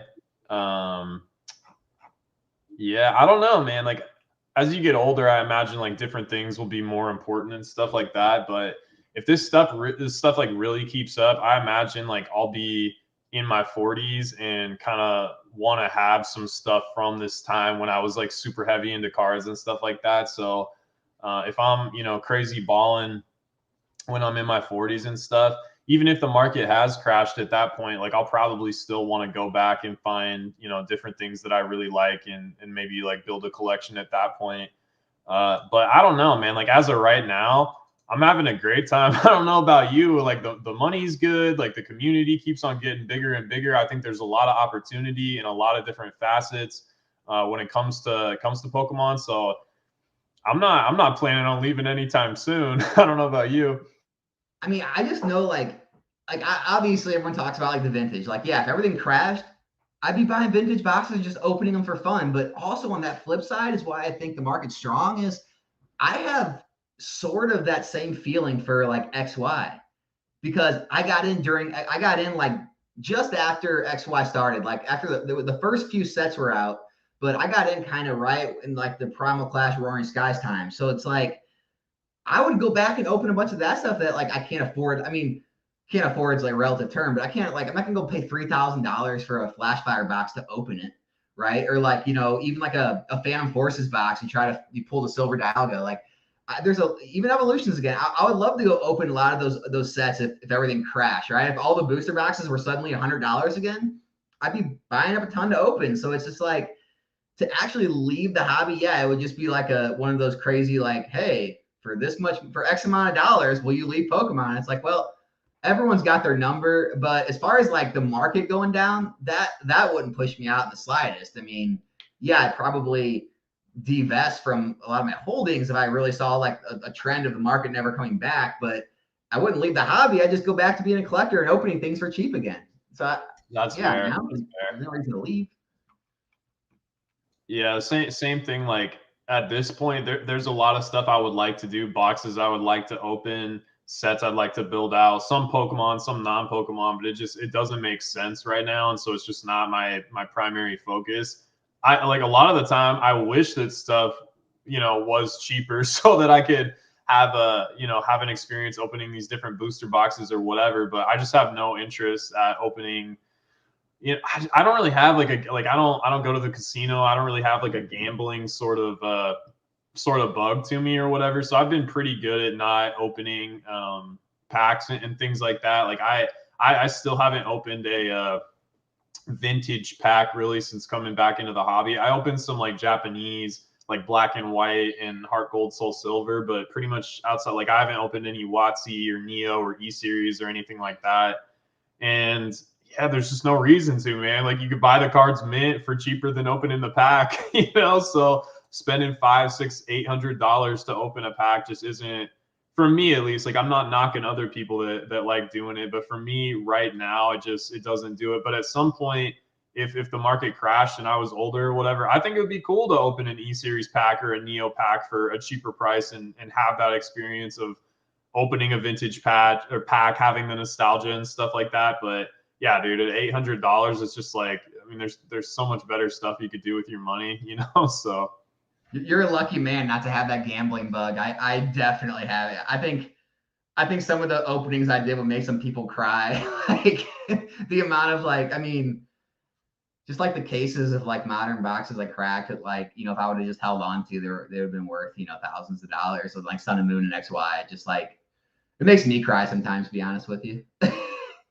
Hey man, I mean that a lot of people were doing the same thing, and that's why a lot of that stuff has so much value. I mean, when I got back, dude, I'm ashamed of how much money I spent just opening modern product, and I think back of like how I could have used that to like seed my business and have even more of a head start there, and instead I just basically blew it on ripping packs, ripping booster boxes, stuff, and it was fun, you know what I mean? But again, kind of like you said, it's just like, man, either like those booster, because a lot of like I remember getting Evolving Skies for $90 from from a store that I had sold bulk to, and I just opened it like a dingus. You know what I mean? It's like, dog, if I would have held that $90 Evolving Skies box, it'd be a $400 box now. And I opened it, and I'm pretty sure my best hit was literally Garbodor VMAX. You know what I mean? Like, talk about setting money on fire, dog. I should have just been sticking that stuff in the closet. And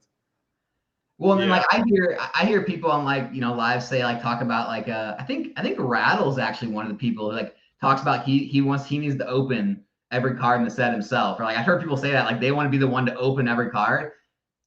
That was me. Yep. Really? I went through a whole case of evolutions, just making sure I wanted to pull every single evolutions card, have it in the binder. And now again, this was back when they were like in the 400s, but it's just like, I'm thinking about that. I'm like, wow, that was $6,000 right now.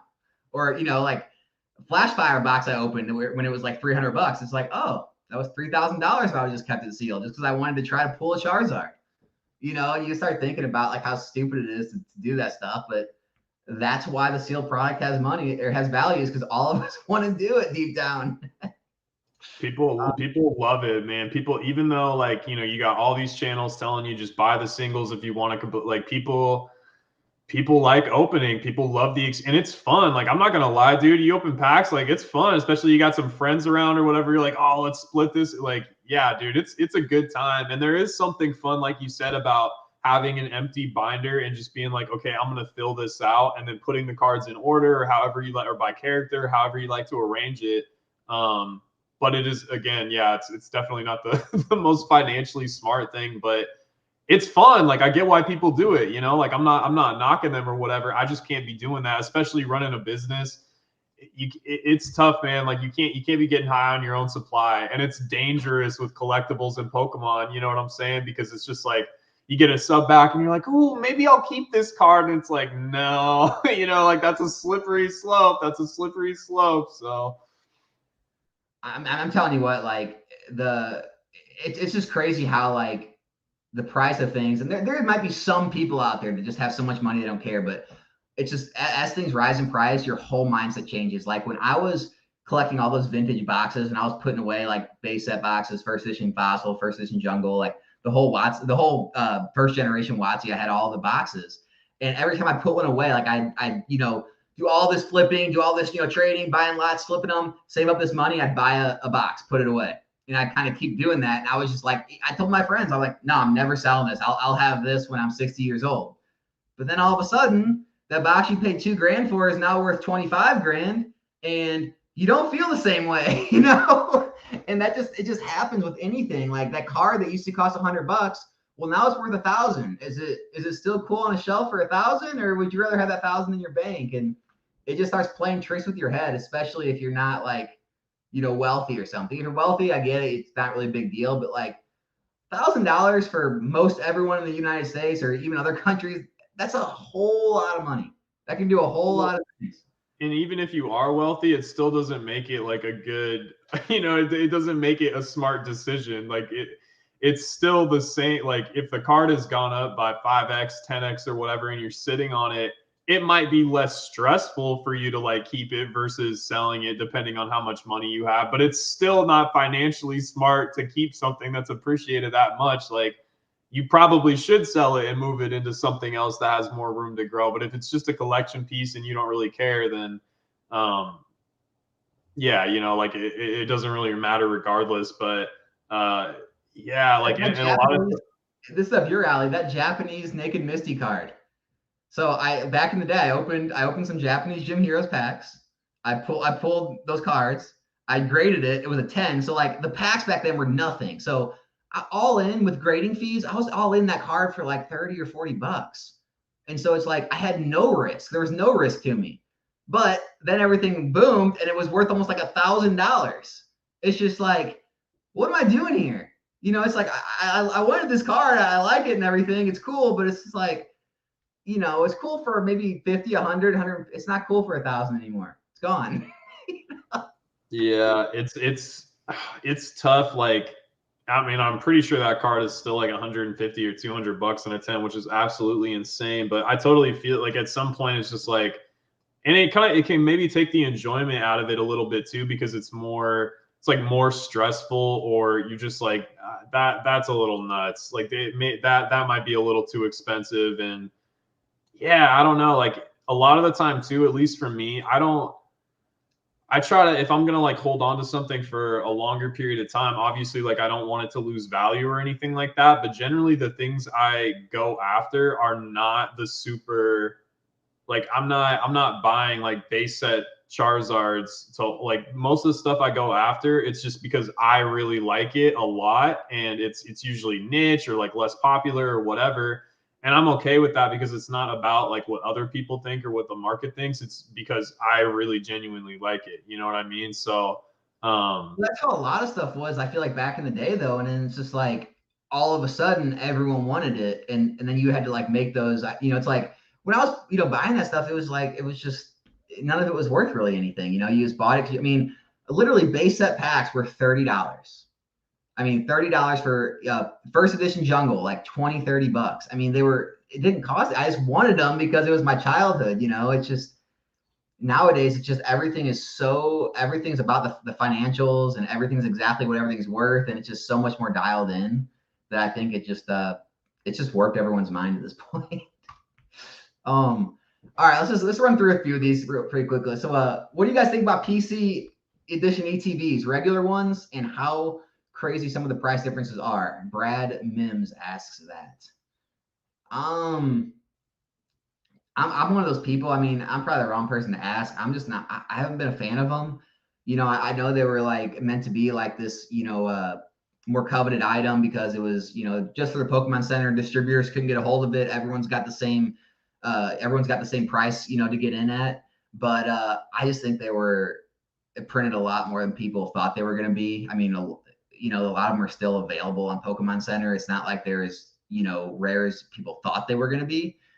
No, I mean, I know some have had good price rises, but like, you know, a lot of it just because not a lot of it, but some of them are just because the value inside, because of the packs or the items inside are more valuable than the regular ETB. It's not so much that like just the ETB itself is holding more value, but you know, I mean, I could be wrong. Like I said, I'm not like against though. I'm not against them. It's just not something that I made the plays on. Yeah, well, two things. I think because they have the distinction of being the Pokemon Center exclusive ETBs, I think it's fair to speculate that more people, like a higher percentage of the people buying them to begin with, are buying them with the idea that they're an investment versus buying it to just open, because ETBs, you can get them at Walmart, you can get them at Target, right? So like the only reason that it would make sense if you're just, other than if you're just like living under a rock or not really sure like where to be getting stuff for MSRP. Otherwise, the reason that you would be buying ETBs from Pokemon Center and paying like a slight markup maybe to what you could just pay for and you know, shipping and waiting for it and all that different stuff would, like I said, be because you think maybe it has some sort of investment potential because it's designated as like Pokemon Center exclusive. And so that's a risk you run too, because like less of them maybe potentially are getting opened. So the difference in price to me is like, yeah, it's a little nuts, unless like the promo is such a big deal or whatever. It's tough. I don't really see the value. And again, like the other thing is the market is super fickle, and for a while, people, YouTubers and different people were kind of pushing the idea that Pokemon Center ETBs had like good value and were investable and like something to be looking at and stuff like that. But as soon as the market turns and that's no longer the narrative, like you're kind of stuck holding it, right? Whereas with the regular boxes, there isn't really like, it just is what it is. Like there's no narrative that people can't really, like Evolving Skies is at $400. Whether or not PokeRev talks about Evolving Skies, it doesn't matter. It is what it is. You know what I'm saying? So Everyone, the flip side of that's true as well. Like at some other point, it could get blown up by a YouTuber in the future. Like that promo card could be featured, and now all of a sudden you're on the right side of it again. And now that box goes up because the promo card goes up, and the market's crazy like that. So just because something's out of favor today doesn't mean it might not be in favor tomorrow. Yeah, I mean, Pokemon, like it could get to a point to where they're not super hot. Pokemon like does a sale, they're just trying to get rid of them. They drop them to like $30 a piece or whatever on Pokemon Center. People just buy them because they're a good deal to open. Over time, you know, they get open, they don't really appreciate in value. And then, like you said, some YouTuber comes out and is like, I have an entire collection of Sword and Shield Pokemon Center ETBs, and shows off like, oh yeah, I bought one of every set and now I have this. And then all of a sudden people go gaga for it and like absolutely, you know what I'm saying? Like, yeah, it's totally possible. Nothing's a better thing than that than evolutions. Evolution says it all. I mean, it's like everyone hated it. I mean, if you go back to like that time, every single YouTuber that would open evolutions, if they would or open like a box or a tin, they'd be like, evolutions pack. Okay, let's open this trash. And then all of a sudden it became like gold. Like, oh my gosh, it's got evolution. Same product, same exact tin, same exact collection box, but now it's gold. And before it was trash. It's just market changes on a dime. Nostalgia Ray asks, Nostalgianomics, are you into Japanese product and boxes? No, that's what I got Retro here for. Retro, actually, I wanted to ask you that earlier. So, do you have like Japanese distribution? No, I just buy. I don't really do a lot with the Japanese sealed either. I think that there's like some good plays to be made. Like I've said on a couple lives now, if V Star drops, I want to say you can get it now for like right around 50. I mean, under 50, not financial advice, but V Star Universe, I feel like is a good pickup under 50 if you can get the boxes with the shrink wrap. But no, I don't have any like direct like booster box connection or anything like that with Japanese or anything like that. I'm pretty sure the only person that has that is Scott and maybe Pokey NE. I think like those are the only people I know in the States that have like actual distribution lined up for that stuff, but I could be wrong. Gotcha. Yeah, I didn't know if you were like if you were going into the sealed market at all or not. So I mean, 'cause I know I've seen you with you buy and sell Japanese sealed product, haven't you? Yeah, a little bit. A lot of it is some of it's like primarily like vintage and stuff like that, and then I mainly just do singles. So like I'll buy modern singles and stuff like that, but and it's usually more cost effective that way too, especially with the way that prices are now. The Japanese boxes, it's like it's crazy, man. Like you just buy the chase cards versus spending $150, $200 a box trying to open and pull the cards you need, stuff like that. So, yeah, but oh, sorry, go ahead. No, you're good. I think this question is probably for you. Are you and Pokenomics no longer friends? I mean, I don't know about that. I don't know about that. I don't know who's that's for. Mr. Stumbles, I mean, is that Retro's question or mine? We'll just wait on that one. Oh man. You see any question there you want to take? Let me see where you're at in the chat.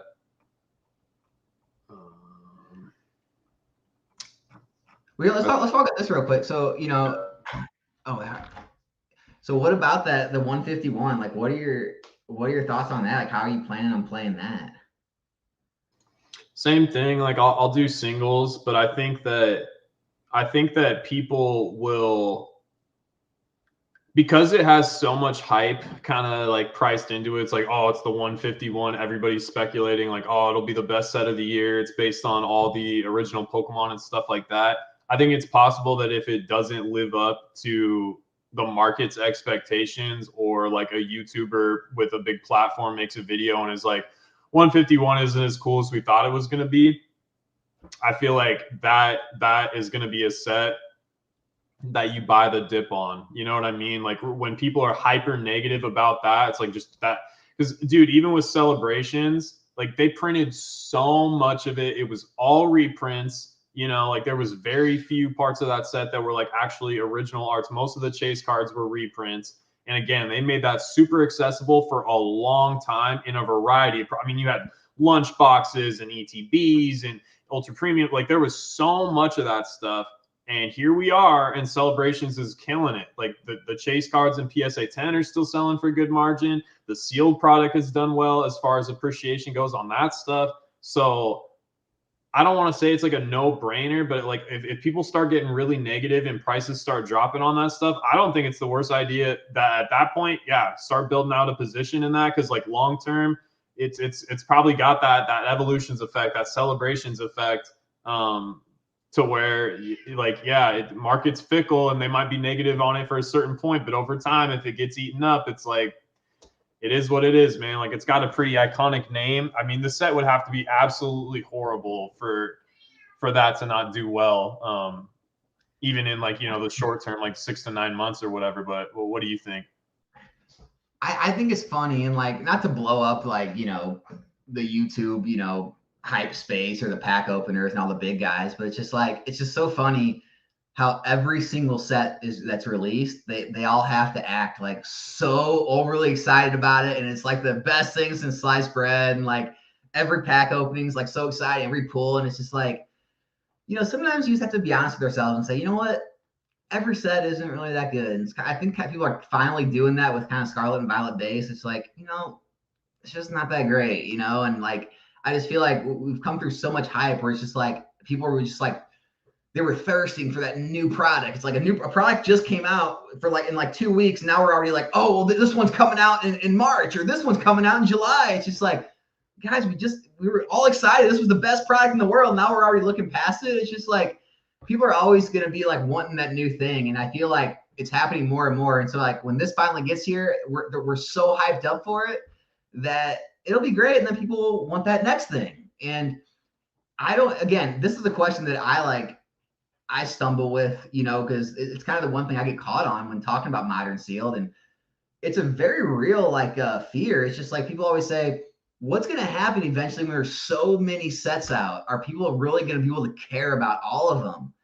It is something to think about, right? I mean, what's going to happen in like 10 years? And there's, Pokemon release roughly like what, 5-6 sets a year if you count specialty sets. I mean, yeah, I mean, another 10 years, you're talking about another 50 sets along with everything we already have. It is going to be a lot, but, I mean, you can see in this chat right now, there's people that are in the chat saying, I just got back into collecting after 15 years. Or, I mean, there's still people just getting back in the hobby right now. There were people that got in when you got in. There were people got in when I got in. There were people that have been in forever. It's like there's always going to be another generation or getting in at a different time.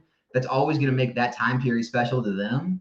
And so the 151, there's still a lot of people coming in. There's a lot of people like me that probably going to like it because the original 151, it may get hate out of the gate, but yeah, like you said, over time, supply gets eaten up. It's probably going to do well the same way anniversary sets have done, the same way reprints have done. Yeah, and really quick to the first part of the question that Japanese is at its peak top. I don't agree with that, man. I think certain things are definitely like a little bit overvalued, but I think that for a long time, even after the boom and the bust, Japanese was severely undervalued, and I think that people are starting to come around. I think other countries that have primarily demand for Japanese cards have like come online. And I think that worldwide there is a much larger demand for Japanese Pokemon cards than there are for English Pokemon cards. I think in the United States, it's still people primarily want English, obviously, but I don't know, man. Like I think it's a function of demand. I think it's a function of like the quality that they produce. I mean, Japanese drives everything, right? Like the sets come out early. Those are the card images that are leaking on Poke Beach so that people can speculate, okay, this set and this set together. Let's see what cards we're gonna get, out of both sets that end up going into the English equivalent and stuff like that. Like Japanese is running it right now. Worlds is about to be in Japanese or in Japan this year.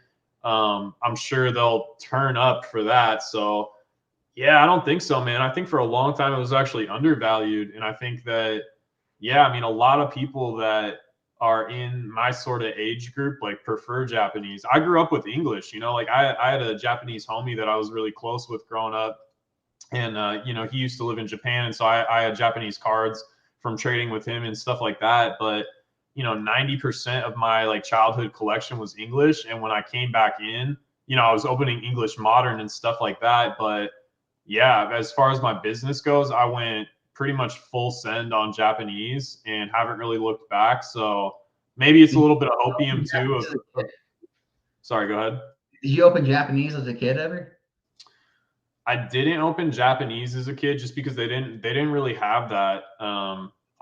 I very rarely remember actually going to card stores as a kid. Most of the time I ended up just getting packs. Like my mom would buy me packs from like Albertsons or Target or something like that, just the hangers for like, $3, $4, whatever they were.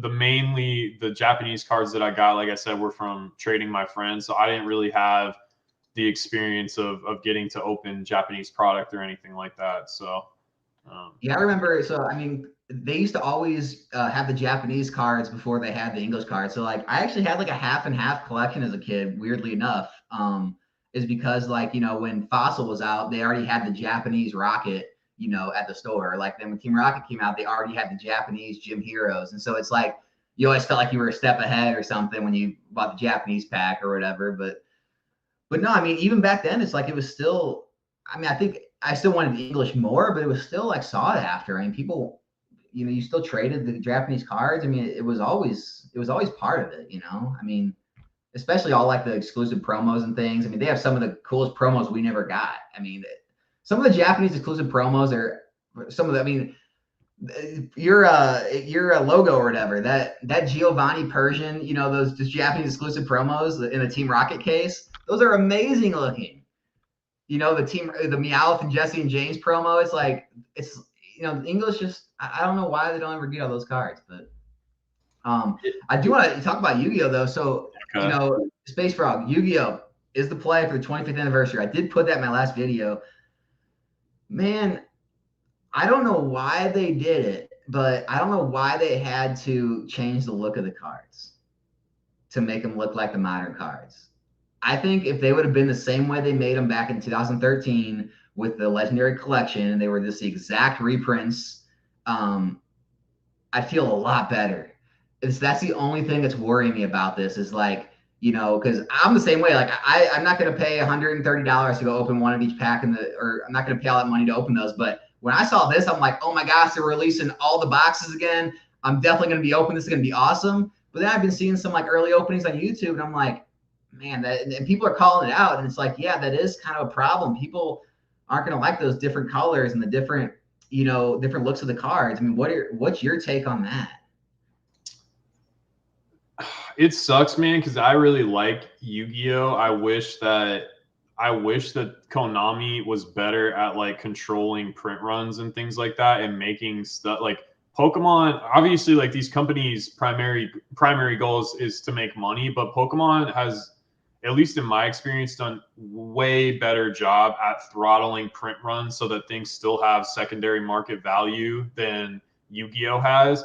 Yu-Gi-Oh has continued to combat the fact that they print a lot of it with like adding new rarities, you know what I'm saying? Like the Starlights and the Ghosts and stuff like that, to where these cards are really hard to pull. So people are willing to open more packs to try to get these cards. And then the cards end up having pretty good value.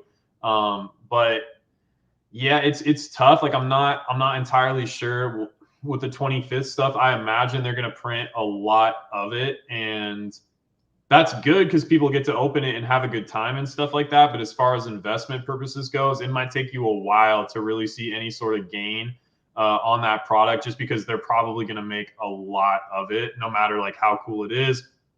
And then, like you said, they kind of made it look modern. So like certain OG collectors, that might be kind of off-putting to them. They might have wanted something that was more, it's tough, but then like in Pokemon, they do the reprints and stuff. Like Celebrations is different than base set, obviously, and even Evolutions, and people like all those different reprints and stuff like that. So it'll be tough to see. But as far as like investing in the sealed product, I don't necessarily think that it's like the worst possible thing. I just think that I'd be patient on it because I think they made a lot of it. You know what I mean? So yeah, that's the time thing is the key thing. I mean, when I didn't even know until I started researching it that the original Legendary collections were released in 2013. Because when I got back in Pokemon, eventually I started opening some Yu-Gi-Oh too, because it was at Walmart and I just saw it. But like those were still like 20, 25 bucks at Walmart in 2016, 2017. So you're talking a few years later. Like now they're going for like 120, 130. So you would have 500% your money, but you would have had to wait about 9-10 years for that to happen. So it's kind of like with any of this stuff, it just takes time. It falls out of favor, then it falls back in favor. I mean, like I said, I still think it's going to do well. I mean, I think anniversary sets just seem to do well in hobbies. That's why I went so heavy on Celebrations. Is just there's something about anniversary sets. There's something about those original artworks. I mean, if you just look back, it's like look at all the sets with the Charizard artwork. They all do well. Like that base set Charizard artwork, like with the Evolutions and Celebrations, like when they throw that artwork in sets, people just kind of go crazy for it. And I think Yu-Gi-Oh is the same way with the Blue Eyes and Dark Magician and all that stuff. So I'm still a fan of it, but yeah, be patient. If it's not up in like 6 months, don't think you failed and dump it all and burn it or whatever. yeah, a while back, someone asked something to the effect of like the Fed is kind of looking at, thinking that we're going to have like a mild recession. Does that make you kind concerned at all? Like, are you managing risk a little bit more so, taking less risk maybe at all, or does that really affect your strategy? Oh, and real quick, go like this so you're getting Yeah, your I just saw that. Yeah. Okay. Yeah. What do you think? There you go. There you go. Yeah, I mean, man, I don't know what to think about anything anymore. It's like one side of me thinks like just everything is going to collapse on us and it's going to be like worse than '08. And then the other side of me is just like, you know what? They're just going to consistently find these new ways to make it just business as usual, the same way they do in the government. It's just like, it just seems like no matter what president gets voted in, it's just like small things change, but everything just kind of, marches on. You keep paying your taxes. They keep using it the way they want to. And no one really has any say over how that gets done. And, I mean, the one thing is just like, yeah, things could crash, but it's just like the reason they basically have to come back or the world's over is because that's where everyone's money is. Every millionaire, billionaire, everyone in the whole world has their money in like stock markets and like things like that. So it's just like, yeah, if things crash and they all get together and say, okay, we're all going to sell, and they all buy back and they all make billions of dollars. But that's why things come back, because that's where everyone holds their money. It's where all the pensions funds are held. It's where everyone's 401ks are. And so it's just like, yeah, we could go into recession, but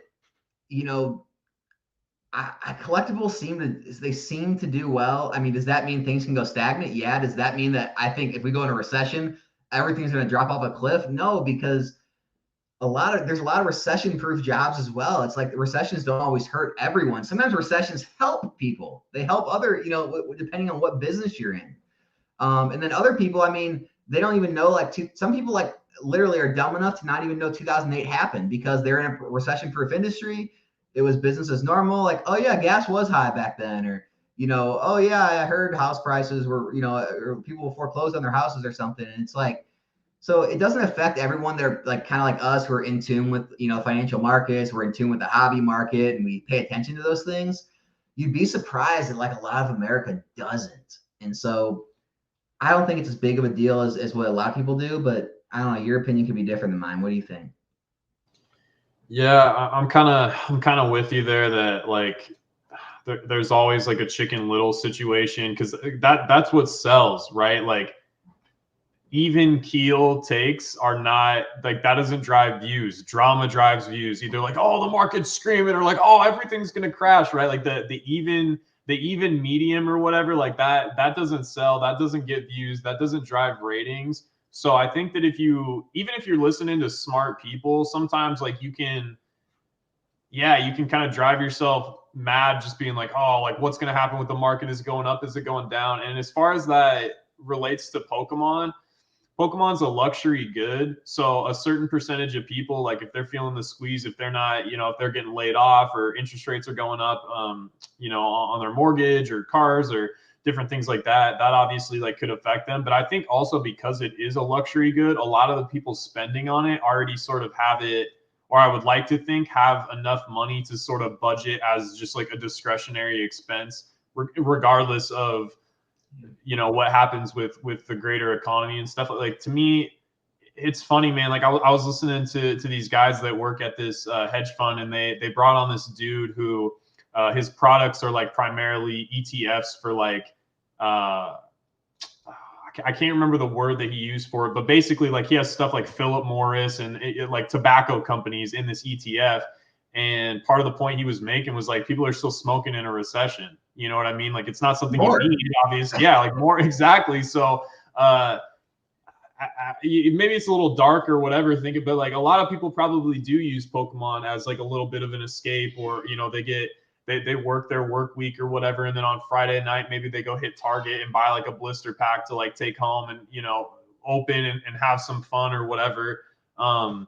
Absolutely. So you know what I mean? So I think it is like a relief for people, and I think that keeps it strong. And I also think that Pokemon, if things did start to like go down a little bit, just based on how they've sort of operated over the past, I don't know, maybe even year now, like I think they would do a good job at like throttling the print run to not over, because it doesn't look good on them as a company or as a business if secondary prices or secondary market prices on their products aren't really holding up. You know what I mean? Like that's not a good look for you as a company. So I'm confident that they'll figure that out. They'll cross that bridge if it comes to it. But yeah, I mean, the only thing I'm doing different is maybe like trying to increase like more of the cash position and stuff like that, just to have cash available. Because the nice thing is about, like, if it does go into a rough patch or something like that and you have bread available, people are going to be dumping stuff for good prices, and you're going to be, if you have cash available, you're going to be able to pick up. And whether that's like you with it, like you might find people on Facebook that are broke and need money, and you're like, hey man, I'll buy your booster cases off you. You know what I'm saying? And or a collection or something like that. Somebody doesn't want to take the time to grade and wait for the cards to come back. They need the money now. If you're ready with that, that will happen. That 100% will happen. Yeah, then you're right there with cash ready to rock and roll. And that's just because you put yourself in a position to where, yeah, like you have that safety net, you have that buffer, and somebody else's loss could potentially be your gain. So all right, let's take so Daniel says, I'm starting to collect after 15 years. What are some of your biggest mistakes for those that want to rip and collect modern? And for individual collectors, are UPCs worth to keep sealed for long run? What are some of your biggest mistakes for those that want to rip and collect modern? Well, I mean, it's define mistake. I mean, if you're just trying to rip and collect, I mean, you're not really trying to take the best financial route. You're trying to have fun. You're paying for entertainment, right? I mean, don't fool yourself into thinking like that's a good decision to rip packs, right? I mean, you get lucky one in 100 times, but no, it's usually a losing proposition. But I mean, yeah, I mean, it's for other things you could be doing, right? And people go out and spend over $100 at a bar in a night just on a bar tab, or you can go out and spend that much on a dinner, or going to the movies nowadays. So I mean, that mindset, if you're just want to go spend $100 or so and open and rip a box, I mean, it's not that bad of an entertainment value. And then as far as like UPCs go, look, I made a video about it and I got heat for it in the comments about the Charizard UPCs. I told people they're not, I didn't believe in them, and they still haven't moved. They might in the future, but I don't think they're a good investment. And the reason is because they don't make any sense. I mean, they don't have like any set identity. They're just like a random product that were thrown out with a bunch of random packs inside with 3 random Charizard promos, which there were already Charizard Vs and V Maxes and other sets. So it's just like they just threw all this stuff together and threw Charizard on it and thought like, oh, Charizard's popular, this has to sell. And I just think that was one of the bad moves I think they made. So then people look at like the Celebrations UPC and they say, well, look how that performed. It's an isolated issue. It had that gold Charizard art. I talked about that Charizard art. It's just loved. It was a metal card, something different. And it had, a ton of it had some other packs, which whatever, but it had mostly Celebrations packs, and it was tied to Celebrations. Kind of like the super premium collections back in the day were tied to Shining Legends or tied to Hidden Fates. Like this was just a random product that was thrown out. I mean, I guess it was released during one of those sets, but it didn't really belong to a set. It didn't have any identity to it. It was just a hodgepodge of packs, 3 random promos. And so you have to be careful when you just look at like a product and think like, oh, if one product of something performed well, then all the UPCs are going to perform well. It's not really the case. So that's the only thing I would judge each product and each set on its own, and don't try to, judge like how one item performed, thinking those items are always going to perform the same way. Because the same thing can be true with like pre-release kits. Like go look like an Evolutions pre-release kit. I mean, I know when I sold mine for $1,000. I think they're lower now, but no other pre-release kits are going for $1,000. Why is that? Well, it's because the Charizards could be in there. And grades of 10, it could be worth so much money. And so it's like, don't say UPCs and think they're all the same. That's my only advice. Retro.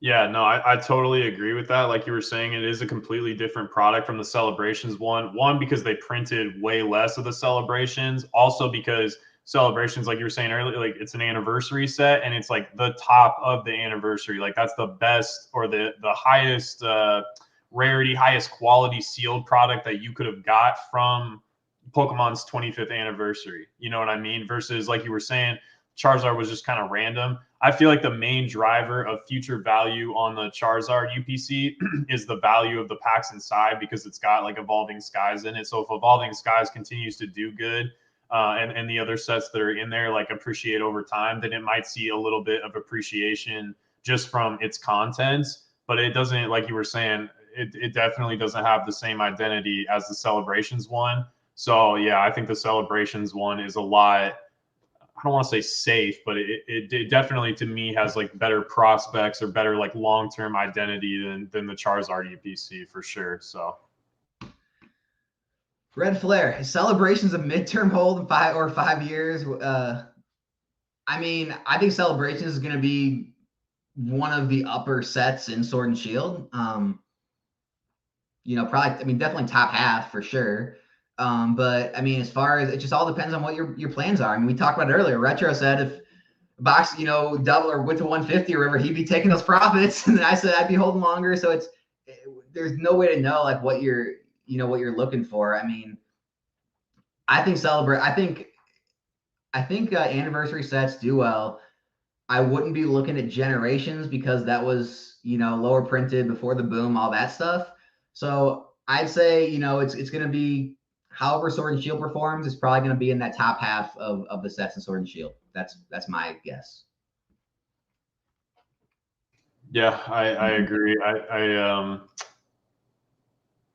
I don't know, a lot of appreciation has already happened on it, but I would say like your move there is I think the sealed's going to do a lot better than the singles would. Like if you were trying to look at it as an investment, that I would say like you're probably a lot safer with the sealed than you are with buying like even the PSA 10 Charizard or something like that.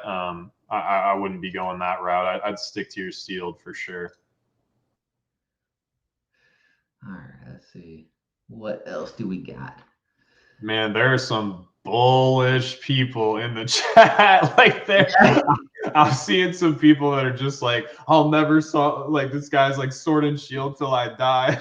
I mean, hey man, I'm bullish too, but operate with the degree of safety, folks, and you know, don't be afraid to take your profits here and there. So here's another Charizard, Wayland Charizard UPC.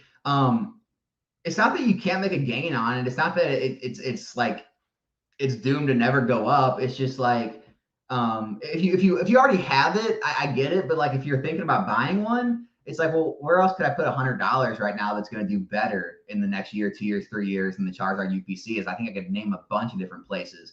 If you already own one, I mean, you know, selling it, paying the shipping, paying the fees, all that, and then trying to roll whatever profit you get out of that into something else may not be worth it, you know, because if you sell it for $100, take, you know, what, 15% out or so, you know, and then you got to roll that money into something else, pay taxes. You know, it might be better off to just hold it than try to throw $80 into something else. But yeah, I mean, guys, I'm not trying to like blow up your Charizard UPC positions or make you feel bad, but I've been wrong about that. I've been wrong about Pokemon Go. So I could be wrong. I just don't see the vision for it. That's all it is. Well, I'm pretty sure right now, like you can pick them up for like 90 to $100, and I'm pretty sure if you break them down, you're in the profit just off the packs and selling the promo. Even if the promos aren't gradable, like I mean, there's 16 packs in there, you know, and I want to say like 4 of them are Evolving Skies, so there's a decent amount of intrinsic value in there. So even if the sealed product doesn't appreciate, you could break it down and sell packs and do different things like that to sort of like get your money back and make a little bit of profit there. And that stuff's going to be easier and cheaper to ship too than like a big chunky UPC, you know. So, well, Mr. Walrus just got banned. Cardboard shouldn't be investments, first of all. All right, man. Listen. Don't come at me with that stuff. That was a joke. No one gets banned from my channel. Yeah. He's a troll. He's a troll master for sure. No, I love Mr. Waters. Oh man, let's see what else. Did anyone have anything you want us to answer before we hop off here? If you scroll back to 654, Justin Durr says the alt arts are going to go down, down, down. Nothing stays up forever, especially something so accessible. That's why Modern does well, because it's hype and sealed runs out versus the cards are preserved. What do you think about that? Like, what do you think about the future of? What are you talking about? If you scroll back to like 6:54 p.m. Oh, sorry, my time is 8:54. My bad. Oh my, yeah, okay, I scrolled all the way back to like the beginning. I'm like, wait, what? Looking for it. 54, Justin. No, I know Justin. Okay, here it is. All right, the alt arts are going to go down, down, down. Nothing stays up forever, especially something so accessible. That why Modern does well, because it's hype and sealed runs out versus cards are preserved. You want to take this first? Yeah, I don't know, man. Like it's tough because if the sealed product continues to appreciate, a lot of the time, like the singles sort of follow that trajectory, or vice versa. If the singles start to go up and the supply dries up there, then more people start opening the boxes, which then can drive the box price up and stuff like that. I'm not as bearish on alt arts as a lot of people are. I don't think that they're going to be like the defining point of Pokemon or anything like that, but basically what they're doing now with like the secret illustration rares and the secret rare, like they might have different names to them, but they're still keeping the alt art format, which is like the full art card, really nice art.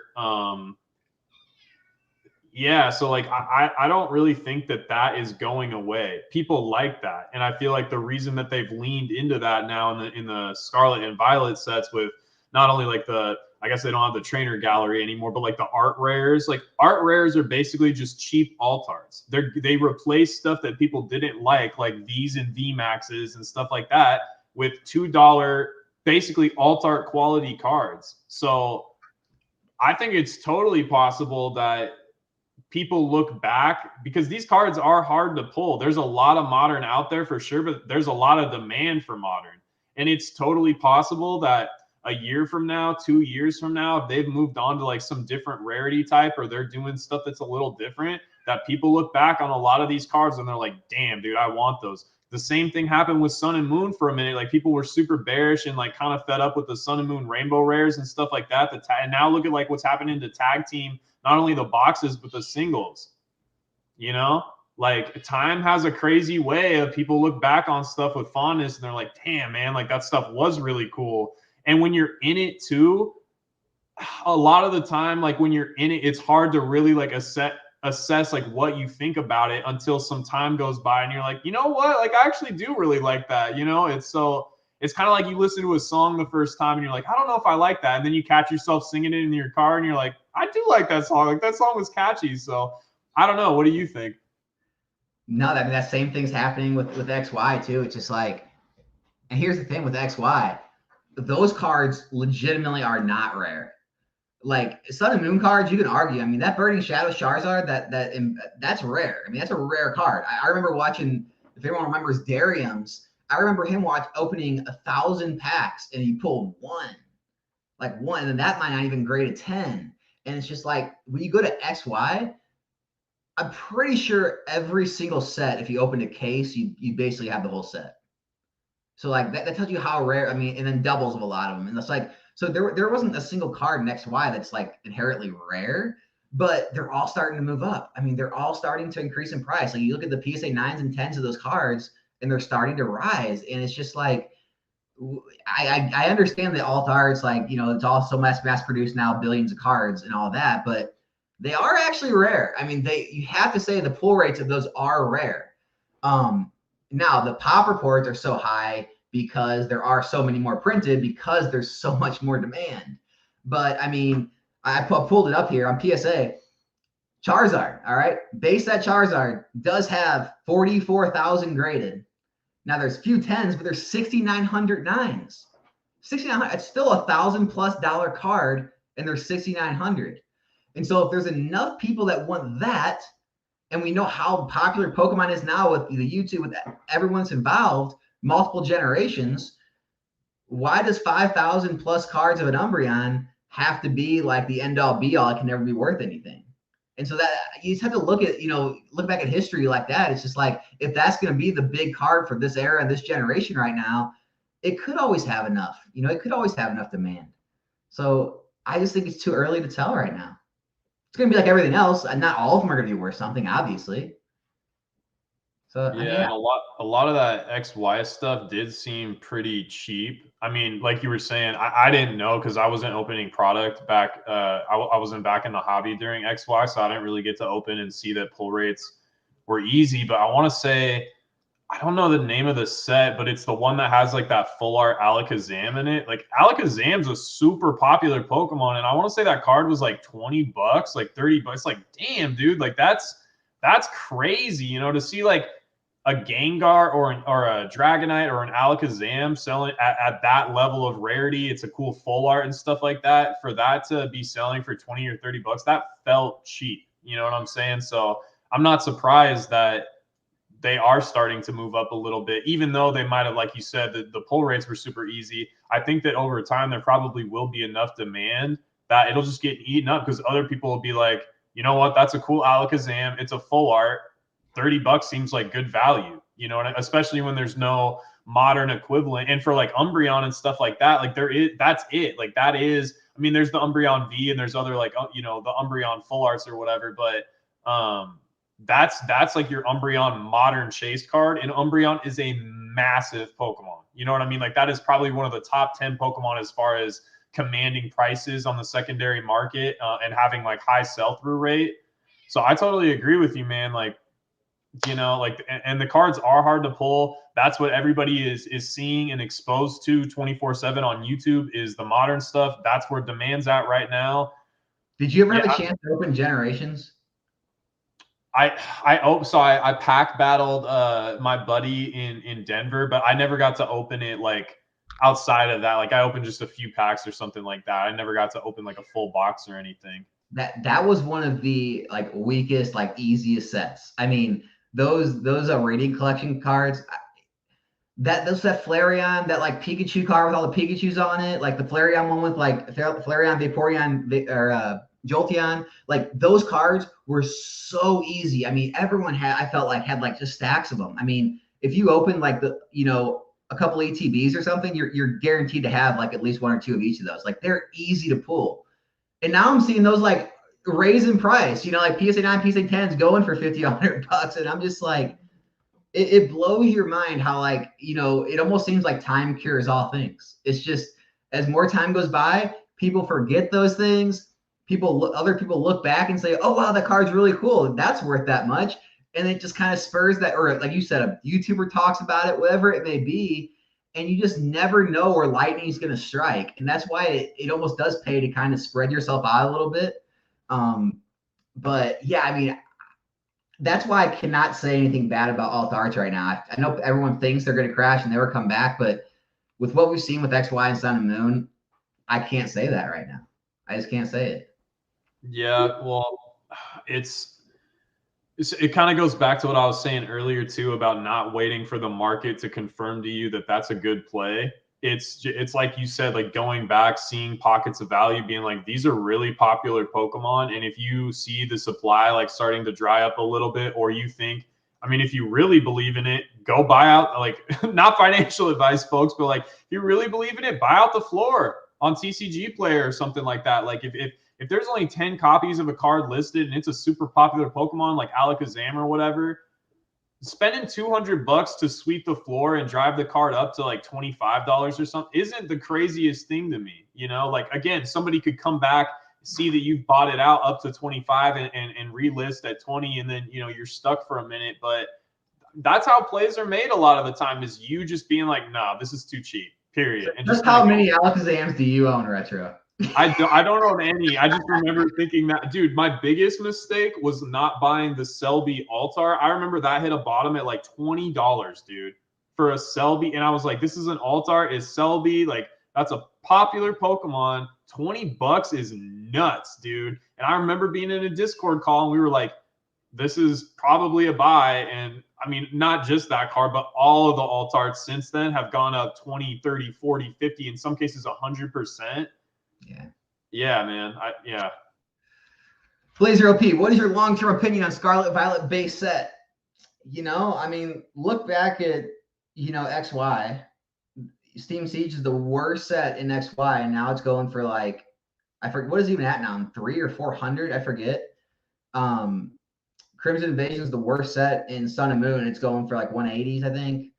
And so it's one of those things. I mean, it's way too early to tell if this is going to be the worst set. I mean, I think base sets still do reasonably well, but like I said, I think the same thing I think with sealed product. As time goes on, people want to go back and pull things, or they'll see someone open it on YouTube and they'll want to go buy that box and open it themselves. And I just don't see boxes sitting in the hundreds forever. I think eventually they move up because it's kind of like we just talked about earlier about like the vintage stuff, or even like XY stuff. It's like if stuff stays low enough, people like me will just say, oh well, it's worth 150 or 200 bucks for me I'll open it for that. And if enough people feel that way, eventually the supply gets eaten up, and then you get those $250, $300 boxes, and you kind of get to that point eventually where people say, maybe it's not worth it to open it for that much. I don't want to break the bank. So I think it's going to perform reasonably well as long as Pokemon stays the course. That's what I see. Could be wrong. I agree. I think it's one of the stronger base sets too. So if supply kind of gets eaten up over time, I think it'll do all right. Yeah, and I mean, XY base was a different time. Way lower printed before like anyone really got back in the hobby. It was before Pokemon Go got released, before Evolutions, before anything. But if you look at that set, there's literally 2 cards. It's the Full Art Venusaur, Full Art Blastoise. In raw, they're like $50. The box is going for 1,000 plus, and I mean, it's just like, as things age, it becomes less about the cards inside and it becomes more about the value of the sealed box. So that's why I wouldn't get too hung up on if you think the set's weak, That's a good point. Let's see.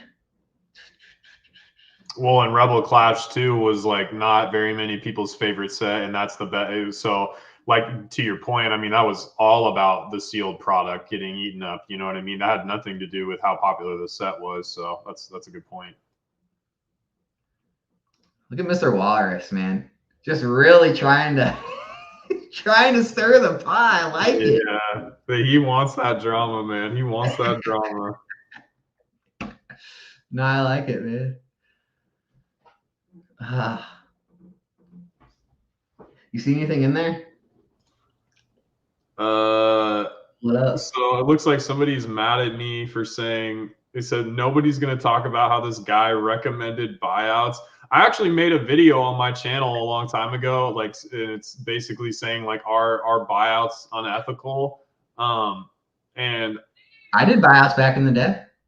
Yeah, I think it's one thing if you're going into Walmart and just like, shoving little kids to the ground so that you can like that. I mean, come on. Or like being one of those people that goes to the Pokemon vending machines and then just sits and buys them out while there are a bunch of people behind you in line. Like that definitely wouldn't be something that I would do. But hey, man, everybody has access to TCG Player. Everybody has access to eBay. Like if something's listed and you go buy it, you had just as much opportunity as me to go buy that card, So I wasn't even talking about that type.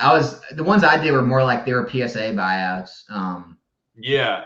And even that, it's like everybody had the opportunity to go buy it. So like if you're not buying it at 20 and I buy out the ones that are $20 and it's at 25 now, like how are you going to be mad about it? Like you had the opportunity to buy it at 22, like we're playing on a level playing field here. And again, it's not like you're taking food or water away from somebody. It's cardboard. You know what I'm saying? I was going to say, it's not like we're buying out the food and selling it to you in the parking lot it's you don't have to buy Pokemon cards, Yeah, you're not scalping baby formula or anything like that. Yeah, man, I don't know. Maybe I'm in a more morally, ethically gray area or something like that. But yeah, I don't have an issue with it personally. I think that everybody has the same opportunity, and so fair, man. So you have done buyouts? Not like I don't. Kind of like I'll buy stuff out to a certain point. Like if I think that it's undervalued or it's at like a good price or whatever, I'll just be like, yeah, I'm gonna take the. But I don't go into something like I know different people like Squeaks does a lot more of it to where more of their game is just thinking that it's undervalued raw, and then they're able to kind of turn around and flip it like once the raw price appreciates to a certain point. I know like a lot of people did that with Gold Star Greninja and stuff like that. We're just constantly picking up sealed stuff when it got down to a certain price point or whatever. So for me, it's more like if I'm going to target a card to grade or something like that, I will go and it's different too, because like if somebody only has one listed and I want to buy 20 of the card, I'll pay a little bit more. Like I might go to the second or third listing down if it's a game store that has 15 copies, just because I'm going to save on shipping, and then I'll just like buy them out or something. But I don't. My business isn't really like going, like I said, like picking an Alakazam or an Altart or something and buying like 50 copies because I think that it should be valued at $40, but right now it's only at 25. I don't really do that, but if a card is gradable and the margins there, like yeah, I'll absolutely buy them out. Or if like there's specific rare promos that I see the margin has really increased, like the recent sales on the PSA 10 prices are going up, and the raw prices of that card haven't really caught up yet to what the PSA 10 prices are. Yeah, I'll absolutely. I'm a business. You know what I'm saying? I'll absolutely go buy those cards out. Or what am I going to do? Sit around and wait for other people to go get them so they can grade them and make the money? Like, what sense does that make? Like, of course I'm going to go, you know, like it's a free market, man. Like, I don't know. We're getting a lot of haters tonight. Yeah, I don't know, maybe I'm a filthy capitalist pig, but I do good business, man. I don't scam people. I don't do any of that, and I don't do any of that like Walmart stuff where I go in and just, reach my arm out and take everything off or whatever and tell, kids and moms and stuff like that they can't have anything. I don't do anything like that. But yeah. I talked about this before, but so me and a buddy of mine used to do buyouts of we used to like really go through all like every card, all the hollows and all the sets, and we'd find the ones where the PSA 9 to PSA 10 ratio, the price points were like 10x or more. So a card was going for like 200 or 300 as a 9, but the 10 was like 3,000 or 4,000 because it was so hard to grade. So we would find out those cards, and I mean a couple of them I remember. One was like Dark Magneton from Team Rocket. Another I think was like the Brock Trainer, I think, from Jim Hero. I can't remember the exact ones, but I'd go buy out every single 9, every single one on the market. Didn't matter if it was like US or UK or Australia. I'd buy every single one just to make sure there was not one on the market. And then, start listing them higher and higher each time, and always list them at best offer. So that way, when someone buy it, it would cross it out and no one know how much it went for. They just know how much it would list it for. And you just keep rising the price. And if someone else would list one, I'd buy it. If they listed it low, I'd just buy it out and just keep it going. And man, it used to work. I mean, it used to work very well because you were the only one in the market. And then people looked at the PSA 10 and they thought, oh, well, yeah, it's only 6 or 5 times what the 9 is. That doesn't make sense. Yeah, the 9's worth it. Whereas, maybe it was just a spot of the market where people haven't realized yet. I don't know what it was, but those things used to work back in the day. Just finding those little margins to be made. It's kind of crazy. Yeah. He says, y'all are, oh, sorry. Go ahead. What did I say? What? He's like, y'all are screwing the kids and are justifying it just because somebody else is going to do that. I don't agree with that at all, man. Like there's literally dude, there's millions and millions of cards. There's plenty of stuff out there for everybody. Like if you can't afford one thing, there's another option for you. Like there's so many cards that are literally under $2 that look amazing. If you can't afford a $20, $30, $50, $100 card, like that's life. Like there's plenty of things I'd like to have that I can't afford or aren't financially responsible to buy or whatever. That's life. Like you don't see me complaining to people that they're driving like, yeah, man, I don't know. Like it's just different ways of looking at things, I guess. But dude, you're gonna be famous. You're gonna be on the next like Opossum Bud video. It's gonna be like you saying, that's life.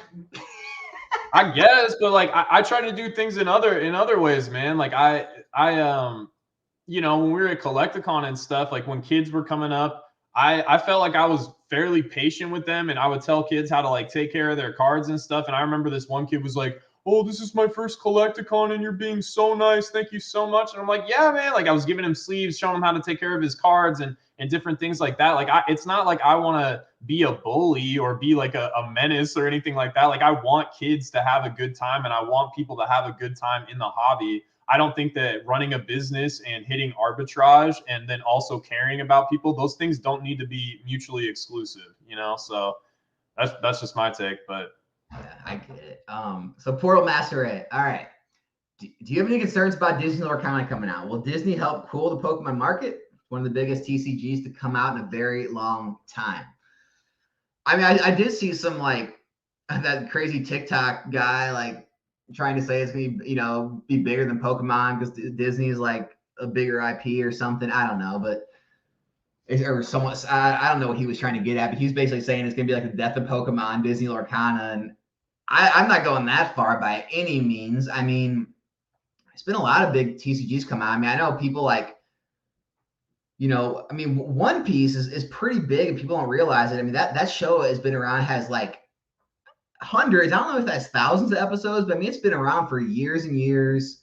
The MetaZoo hype was crazy with Rudy pushing it and everything. I mean, there's been a lot of stuff come out. I mean, Dragon Ball Super was a big card game, and I mean, Pokemon just stayed the course. So like, yeah, it's gonna take some dollars from Pokemon, but I don't see it being like a huge detriment or like a big downturn. Or as far as cool Pokemon market off, I think there's a lot of things right now that can kind of cool things down and kind of go stagnant. But like I said before, it's like that can be a window of opportunity for you to get in at better price points, or for people to be getting out, like Retro said, be getting out of positions. If you got cash available, you can take advantage of that. So I mean, I think it's a good thing. So, more opportunity is always a good thing. How do you feel about it? I don't think it's going to take away from Pokemon. And I think the thing you have with Disney too is you have non-card collectors, or people that card collecting isn't a huge part of their day-to-day to begin with, but are huge Disney people, that they're going to come over. Same thing with One Piece, right? Like I'm sure there was tons of people that just kind of did cards light or whatever, but One Piece came out, they're huge One Piece fans, and they're like, I want to get some of this stuff.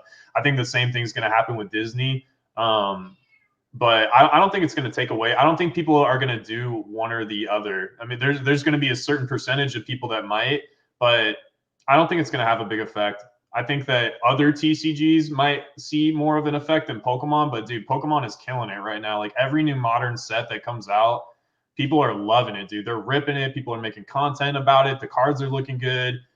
Pokemon's in a super healthy spot right now. I think Lorcana will do good, but yeah, dude, Pokemon's not going anywhere, in my opinion.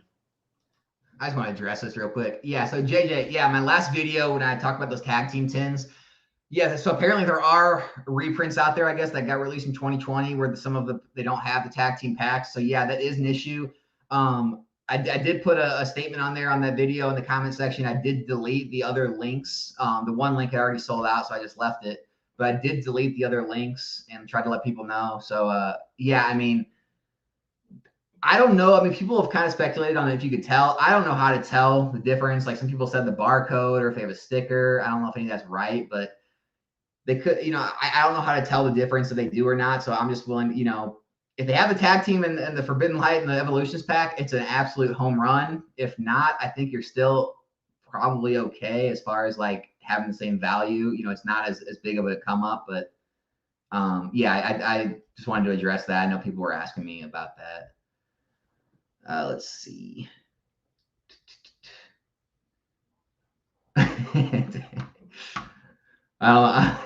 I'm gonna leave that. I'm gonna leave that one there. Apples, I'm gonna leave your comment there. You know who you are.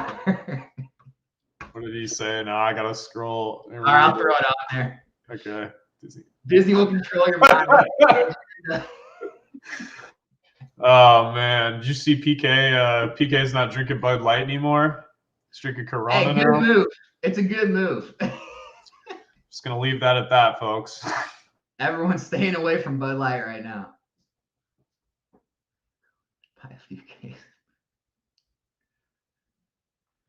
Oh man, I'm trying to scroll through see if I see anything. Lord Bulbasaur. Nostalgia. When you drop in the Patreon, could be coming up here soon. Never know.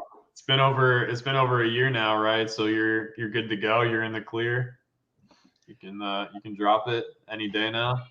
Yeah, did you see PK's big apology video? I did. I'm glad that I'm glad that he was still willing to do that, man. Like it was good to see. It was good to see, but it's funny. It's tough, man, with everyone like thinks I run monetizing. around. What? Go Oh, ahead. sorry. I was just gonna say, like, it's tough with the monetizing stuff because it, like you don't want to spill too much to where it's affecting your business, but you also want to like help people out and provide value to where you feel like you're comfortable with charging them money.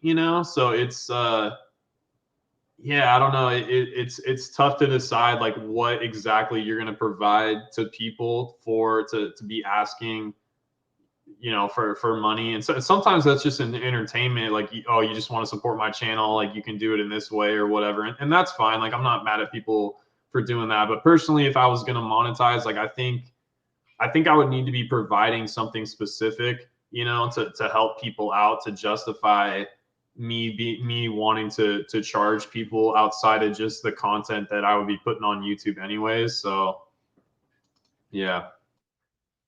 Yeah, I mean, it's kind of like anything like you pay for, you just like think you're gonna get like better value. It's kind of like if you buy a course on like YouTube or a course somewhere like to teach you whatever it may be, it's like people will say, well, yeah, all that information's out there for free. It's like, yeah, it is, but you're gonna have to sift through like so many different videos and like go through and find every exact and then kind of piece it all together yourself. When it's like, well, if someone kind of takes the time and puts it all in the right line and kind of takes you through step by step, it saves you a ton of time. So it's kind of valuable. I mean, it's kind of like with me, it's like, I mean, I'm trying to figure out, so I want to start doing some pack openings. I'm trying to figure out how to set it all up on, multiple cameras and it's just like, I'd pay for someone just to come like take the time and like, hey, set everything up for me. Like set all my streaming software up and set everything up how it's supposed to be set up. I would just pay for that, where it's like you could say, well, why? You can just watch a couple videos and learn how to do that free. It's like, yeah, you could, but it's like you get the value, out of I guess the time and effort you save. And that's the only thing I could see in like if I had to create a Patreon ever, I mean, guys, I don't have like a plan right now to. I just said that at the end of the video just for the fun of it. But yeah, I mean, if I did, it would have to be some sort of like value. I mean, I came up with some ideas that I think would be pretty cool. Like one of the ideas I had was possibly doing. You tell me what you think of this retro. Is like, you know, each week or whatever, you have a number of people that you kind of like, and it's not like financial advice. It's kind of like answering like, well, what would I do in that situation? Like someone kind of gives their budget, kind of what their budget is, what their financial situation is. They give like their collection or investing goals, what they're trying to do, and then they like share like what they have right there, and like you kind of like audit their collection, and like everyone kind of gives ideas on like the best way to position themselves to do what they want and stuff like that. And I think the value of having like a bunch of like-minded people in like a closed community like that, where it's kind of free from all like the fluff and all the BS, it could actually be a value to some people. And there's other, I mean, obviously like what Rudy does, or I mean, even Pokemart USA does now. Like, if you have like access to distribution, you can give lower prices on sealed product. That's always a route you can take. I mean, there's routes where I think it's definitely worth it and makes sense. I don't have any like direct plans right now. I just made that video because it was a year and I thought it'd be funny. Yeah, no, I think that's a good idea.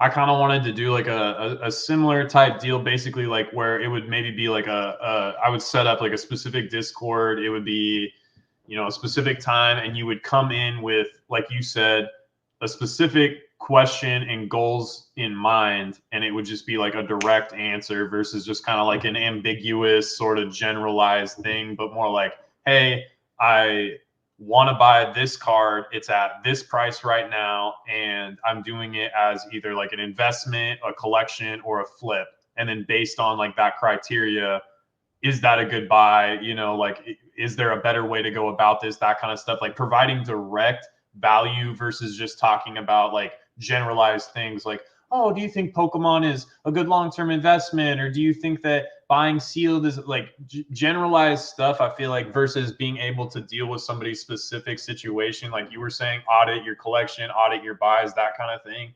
I feel like that provides more direct value and can help people understand how to make a specific play versus just kind of thinking generally. And then it's like, okay, well, where do I go from here? No, I mean exactly. I mean, you're part of the Pokenomics one, aren't you? No, I don't have an issue with it or anything like that, but it just, for me, it's like it doesn't. I think the primary goal of that is for people that want to build out like a nice collection over the long term and do it in like an intelligent way that their collection isn't going to lose value and could potentially like appreciate in value. It's not really like business focused or anything like that. And so I don't want to sound like arrogant or anything like that, but I wouldn't really say that there's any value that I would get out of that just based on like where I'm at as a business. So Yeah. That's one thing I wouldn't want it to be. I wouldn't want it to just be like a bunch of people calling out like these plays they made or these deals they found, and talking about like how where everyone sees that card going in the future. It's just like, yeah, I mean, there is value to that, getting like a group of people to give you an opinion, but yeah, I would definitely want it to be like kind of more focused on the financial side, or like you said, kind of get a clear idea of exact, and dive into each person singularly each week or whatever, and kind of take more time and give people, better advice, I guess you could call it. I hate using that word because it sounds like, financial advice, but I don't know. I think it would be valuable, but I don't know. I haven't thought too seriously about it. I'm a year later still trying to figure out YouTube. I texted, Instagram message retrospects before I got on here, like, hey man, first time using Streamyard, trying to figure out how to use it. You're doing good, man. Like your channels continued to grow. Like as soon as you came back, people were super stoked. So yeah, I mean, you're continuing to build out the platform and stuff like that. So there's definitely a lot of potential in the future. Yeah, you're doing good. So Justin, thanks, man. Justin, look how the alt-arts from Fusion Strike are going down. Evolving Skies had the same issue with someone stealing cars and allegedly chilling rain. However, Fusion State, I guess, Strike going down before the reveal. Retro, I mean, you probably look at it closer than I do. Are all the alt-arts in those sets going down quite a bit? I don't think so. I think they're actually kind of rebounding from what I understand, but I could be wrong. I track more of the Japanese than I do on the English. They might have gone down recent. Maybe he's saying they've gone down recently because this stuff came out about those people that stole all the cards from the factory. So maybe they've kind of retraced. But last time I checked, I want to say they were doing pretty well. Yeah, Justin, I'm looking at least TCG Player, and it looks like at least the top ones are all at their all-time highs pretty much, or at least pretty close. Okay. I mean, I looked at the Umbreon, the Rayquaza. I mean, look at the Glaceon now. The Glaceon. Okay, the Glaceon has had a dip, so there's one. So maybe it's just mixed, depending on which card you're looking at. Okay, never mind. So the Leafeon's had a bit of a dip. I mean, none of it looks like too drastic. We're talking maybe like a 10-15% drop on some of the cards, and other ones are still near their highs. So, I mean, if there was going to be like a knee-jerk reaction, I think we would have seen it by now. So I think it's going to stabilize relatively well, in my opinion. Yeah, I'm looking at Fusion. So the Gengar topped out at like, looks like 191, and right now it's at like 188. So that's negligible. The Espeon has gone straight down. That's interesting. He might have something here. Yeah, Mew. I think the reason, the only thing I could think of with the Espeon is in Japanese it came like in that product, so it was like it was a guaranteed. So maybe like there's just enough supply of it, and it's more accessible in Japanese that people aren't really paying a premium for the English. The Mew VMAX, which isn't that great looking, I guess subjectively, that's gone down, and then the Mew V.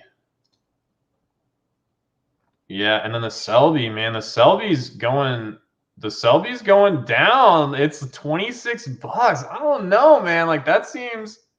Hey, you just said you wish you could have bought it in the 20s before. It might be time now. I know, like that's well, Hey, while you're lowest talking about listed. that, Mr. Walrus has a question. If you're a flipper currently, what do you consider too much dollar amount in inventory? I mean, that's an impossible question because no one knows anyone's like budget or what they're working with. But I guess a better question would be like percentage of your total overall budget. I mean, how much do you would you like feel comfortable having wrapped up in inventory at once? Well, Like, it's kind of tough too because like over time, it's exponential, and over time, like your inventory builds up. Even if you have like a good sell through rate and stuff like that, like you should. It's not like you buy 100 cards, you grade them, you get them in, you sell all 100, and then you move on to the next stuff. You know what I'm saying? Like you take the money that you're making, you reinvest it. Maybe 60% or 60 of the cards sell out of the 100, and then you have the 40, and then you get a new sub back, and stuff compounds on that. And over time, like you should be building up your inventory a little bit, if you're able to still, make money, take money out, things like that. But at least for me, I try not to get too over leveraged, and as things have built, I definitely build out a bigger cash position. But ultimately, like I'm comfortable with having a decent amount in inventory because the sell through rate is good and the market is strong right now. If I felt like a shift, or felt like things were starting to get a little rough or whatever, then there's plenty of outlets and opportunities for you to kind of like liquidate without getting burnt too bad. So, but at least as of right now, yeah, my inventory pretty much just kind of like keeps building a little bit. So G1 landing question. What region of the world would you like to see Pokemon explore in the next generation, seeing as how region is dictating designs? I want him to go to Antarctica and see the ice wall. okay, that'd be kind of gangster. I think it would be cool if they did like more just Asian or Middle Eastern, and then like maybe went harder on like the psychic Pokemon or the fighting Pokemon. That might be kind of cool too. Yeah, yeah. I mean, I'm definitely a fan of the psychic Pokemon for sure. Yeah, this. Did you play the games at all? Do you mess with those at all? Not like the modern ones, but I played pretty heavily up through Gen 3. Like I played so much Ruby and Sapphire, dude. I love those games. Yeah, so that's when I stopped too, and then I my first one I played in years, but I bought Violet, and I played it, and man, it's just like they really went overboard in like this like little poke like bugs and like grass types, and it's like I think like the like you said this those fighting and psychic Pokemon were definitely underutilized. It was like a lot of water and bug and grass and those types. It's like, and they're not very cool. I'm starting to think I'm like, well, man, I'm worried about this generation now. It's just like this next era. It's just like I don't see a lot of. I mean, I always try because of course I'm always drawn to like the Gen 1, Gen 2 stuff. It's like I'm trying to find other ones I think are cool, and it's like there are cool. There are a few that look like they could be, front runners for kids to actually like identify with and like. But a lot of them are just like, man, you guys really are running out of ideas, aren't you? Yeah, too much like little cutesy stuff or whatever. Yeah. Yeah.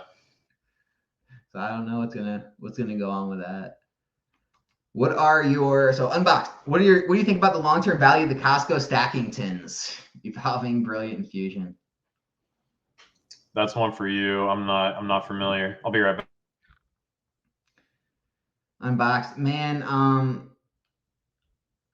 don't have a strong opinion either way, to be honest with you. I mean, I don't think it's like I'm not like I feel like it's a home run, but I also don't feel like it's going to be terrible because you're getting them at a really good price at Costco, so it's kind of hard to lose. You're getting in at such a good price point, so it has such a small downside risk. So it's not a bad buy. I just don't know if it's going to be like one of those amazing things that take off. But hey, if all the sets rise, if the packs are inside, you know what? You're going to see the same thing happen like we do with the tins and collection boxes now.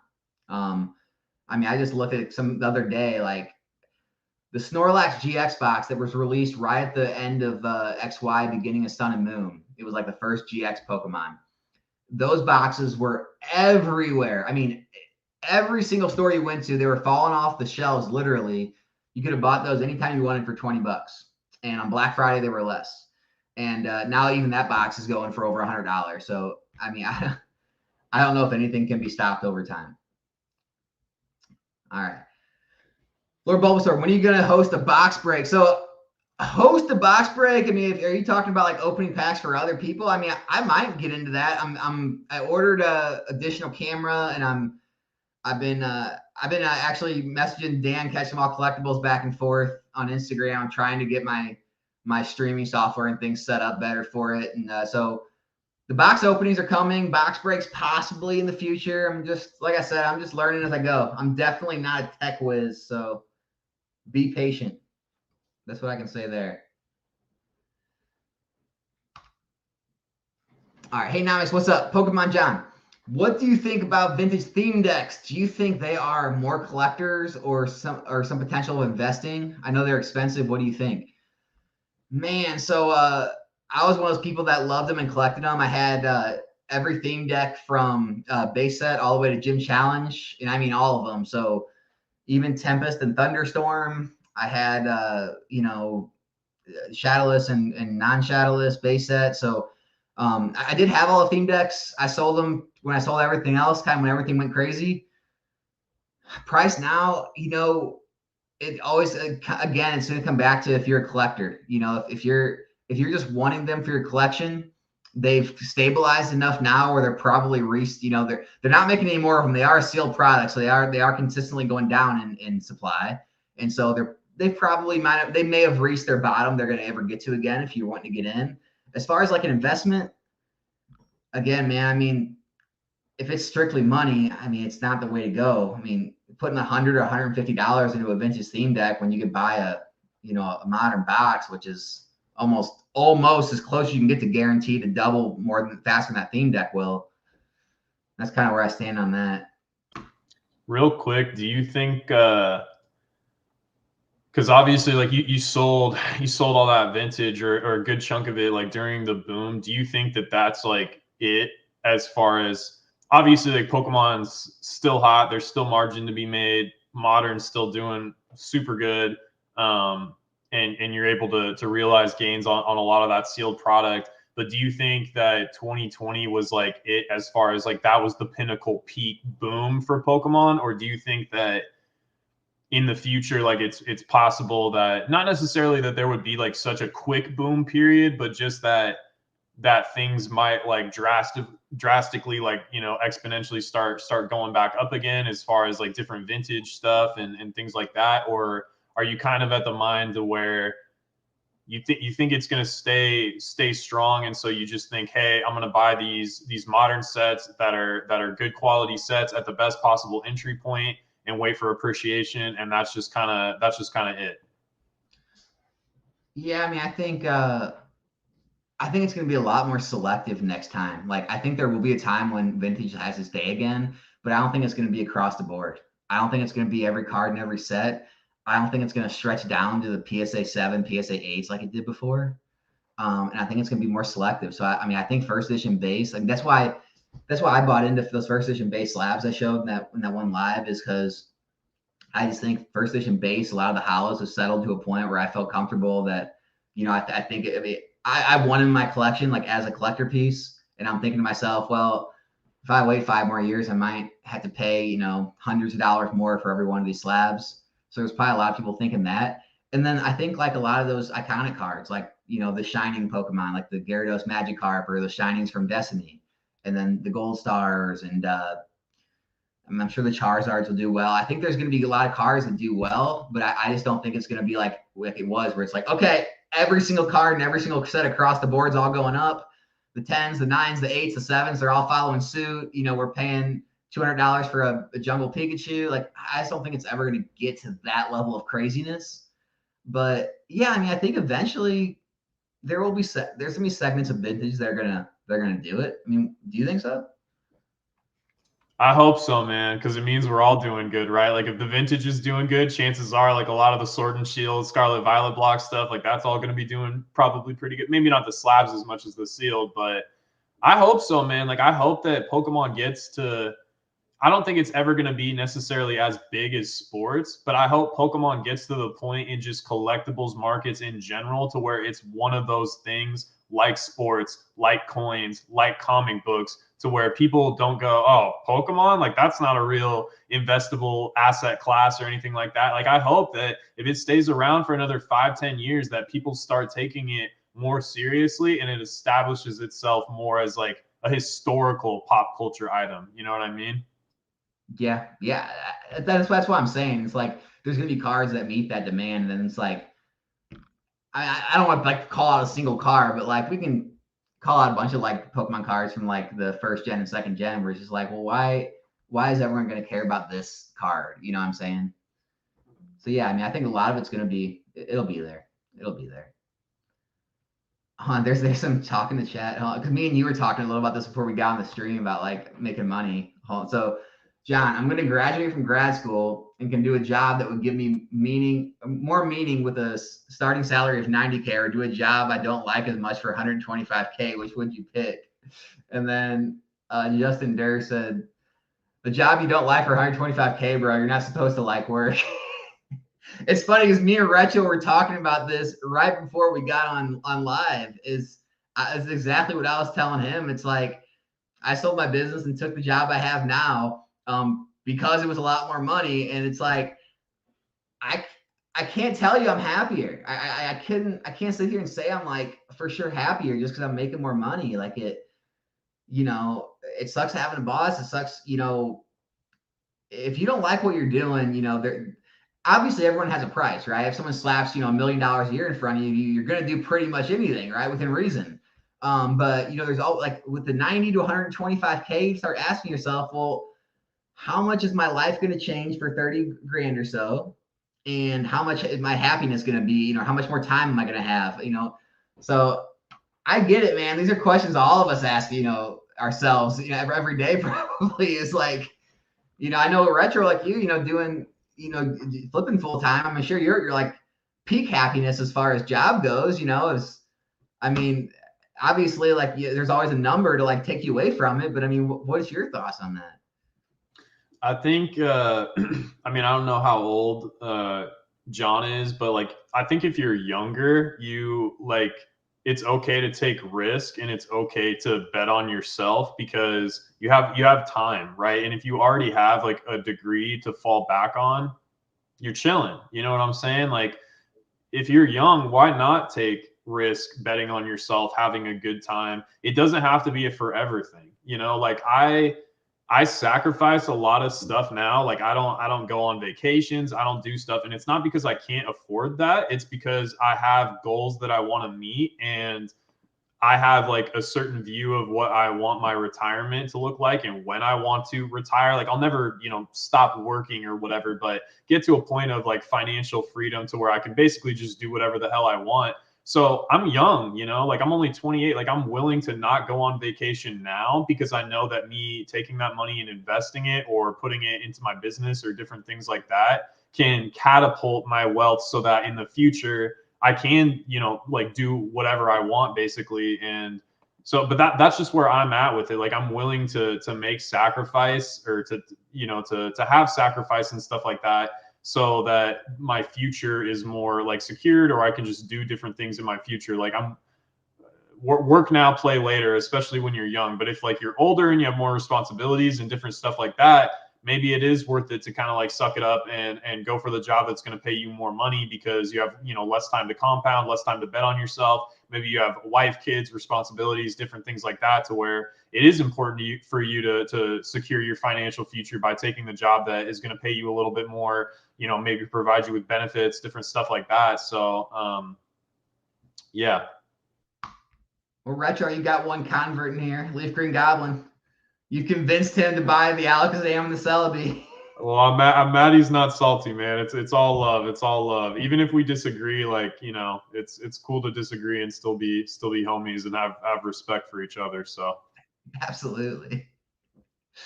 Oh, that's fun. No, man, that job conversation, it can just go back and forth so many times, like because it's like people who I mean, whenever you're on the one side of it, you never understand how the other side sees it. You know, it's like, so if you're on the side who, you know, maybe you're at a time where you're making like 40 or 50 grand a year, and you say like, oh my God, there's people making 100 grand a year. They're crazy for, you know, complaining about that. Never complain. It's just like, you can't really say that till you get there, because it's just, I don't know. It's hard to describe. It's hard to describe. I mean, I understand both sides of the argument. I really do. I'm not arguing for either side. I get where Justin's coming from. I get where, you know, the other guy was coming from. It's just it's going to be different for each person and what goals you have in your life, like Retro said.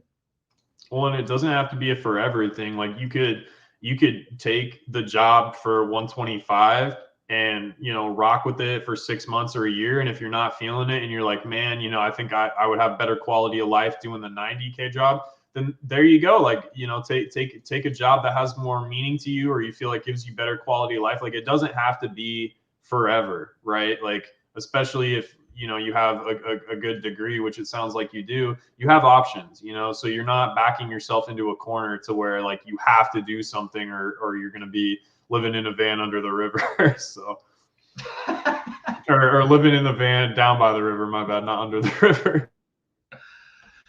All right, man, what do you think? Try to wrap this up.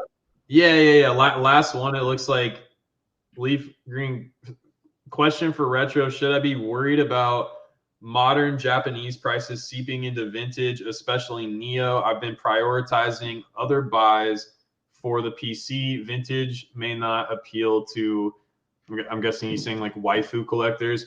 Look, man, like if you want to go for Japanese Neo and you don't need to have the PSA 10s, you can pick up a lot of those cards for dirt cheap in PSA 9. Like basically like $25 to $45 for most of those holos. The Espeon and Umbreon are like a little more expensive, and then obviously like the Lugia. But I want to say you can get like a PSA 9 Lugia for like 150 to 180, which isn't crazy because that's like one of the biggest hits in the set. So if you don't need to have PSA 10s, I think buying like Japanese Neo, you could build out a crazy collection. And I don't think that the same demographic, kind of to what he's getting to here, I don't think the same demographic that's driving up the waifu prices are necessarily going to go back and drive up Japanese Neo prices. I think that they're two entirely separate demographics. So that's what I would say with that. Yeah, I think what we need in the hobby right now is like a Pokemon themed restaurant where all the waitresses are dressed as like waifus, and they come and serve you. Like they probably have that in Japan, man. I know they have those made things and different stuff like that. I wouldn't be surprised if they had like a Pokemon themed restaurant in Japan. That would print too. They would make so much money. Guys, I mentioned this at the beginning of the video, but everyone live here and everyone who is watching this back, go to Retro's channel, subscribe to his channel. We got to get this guy to 1,000 subscribers. That'd be awesome, man. I just posted a link to his channel in the chat, so you can click it there. You know, I mean, I'm sure what you saw tonight. I mean, on Retro's channel, I mean, he's running a business. You know, so you know, any type of like running a business advice type stuff.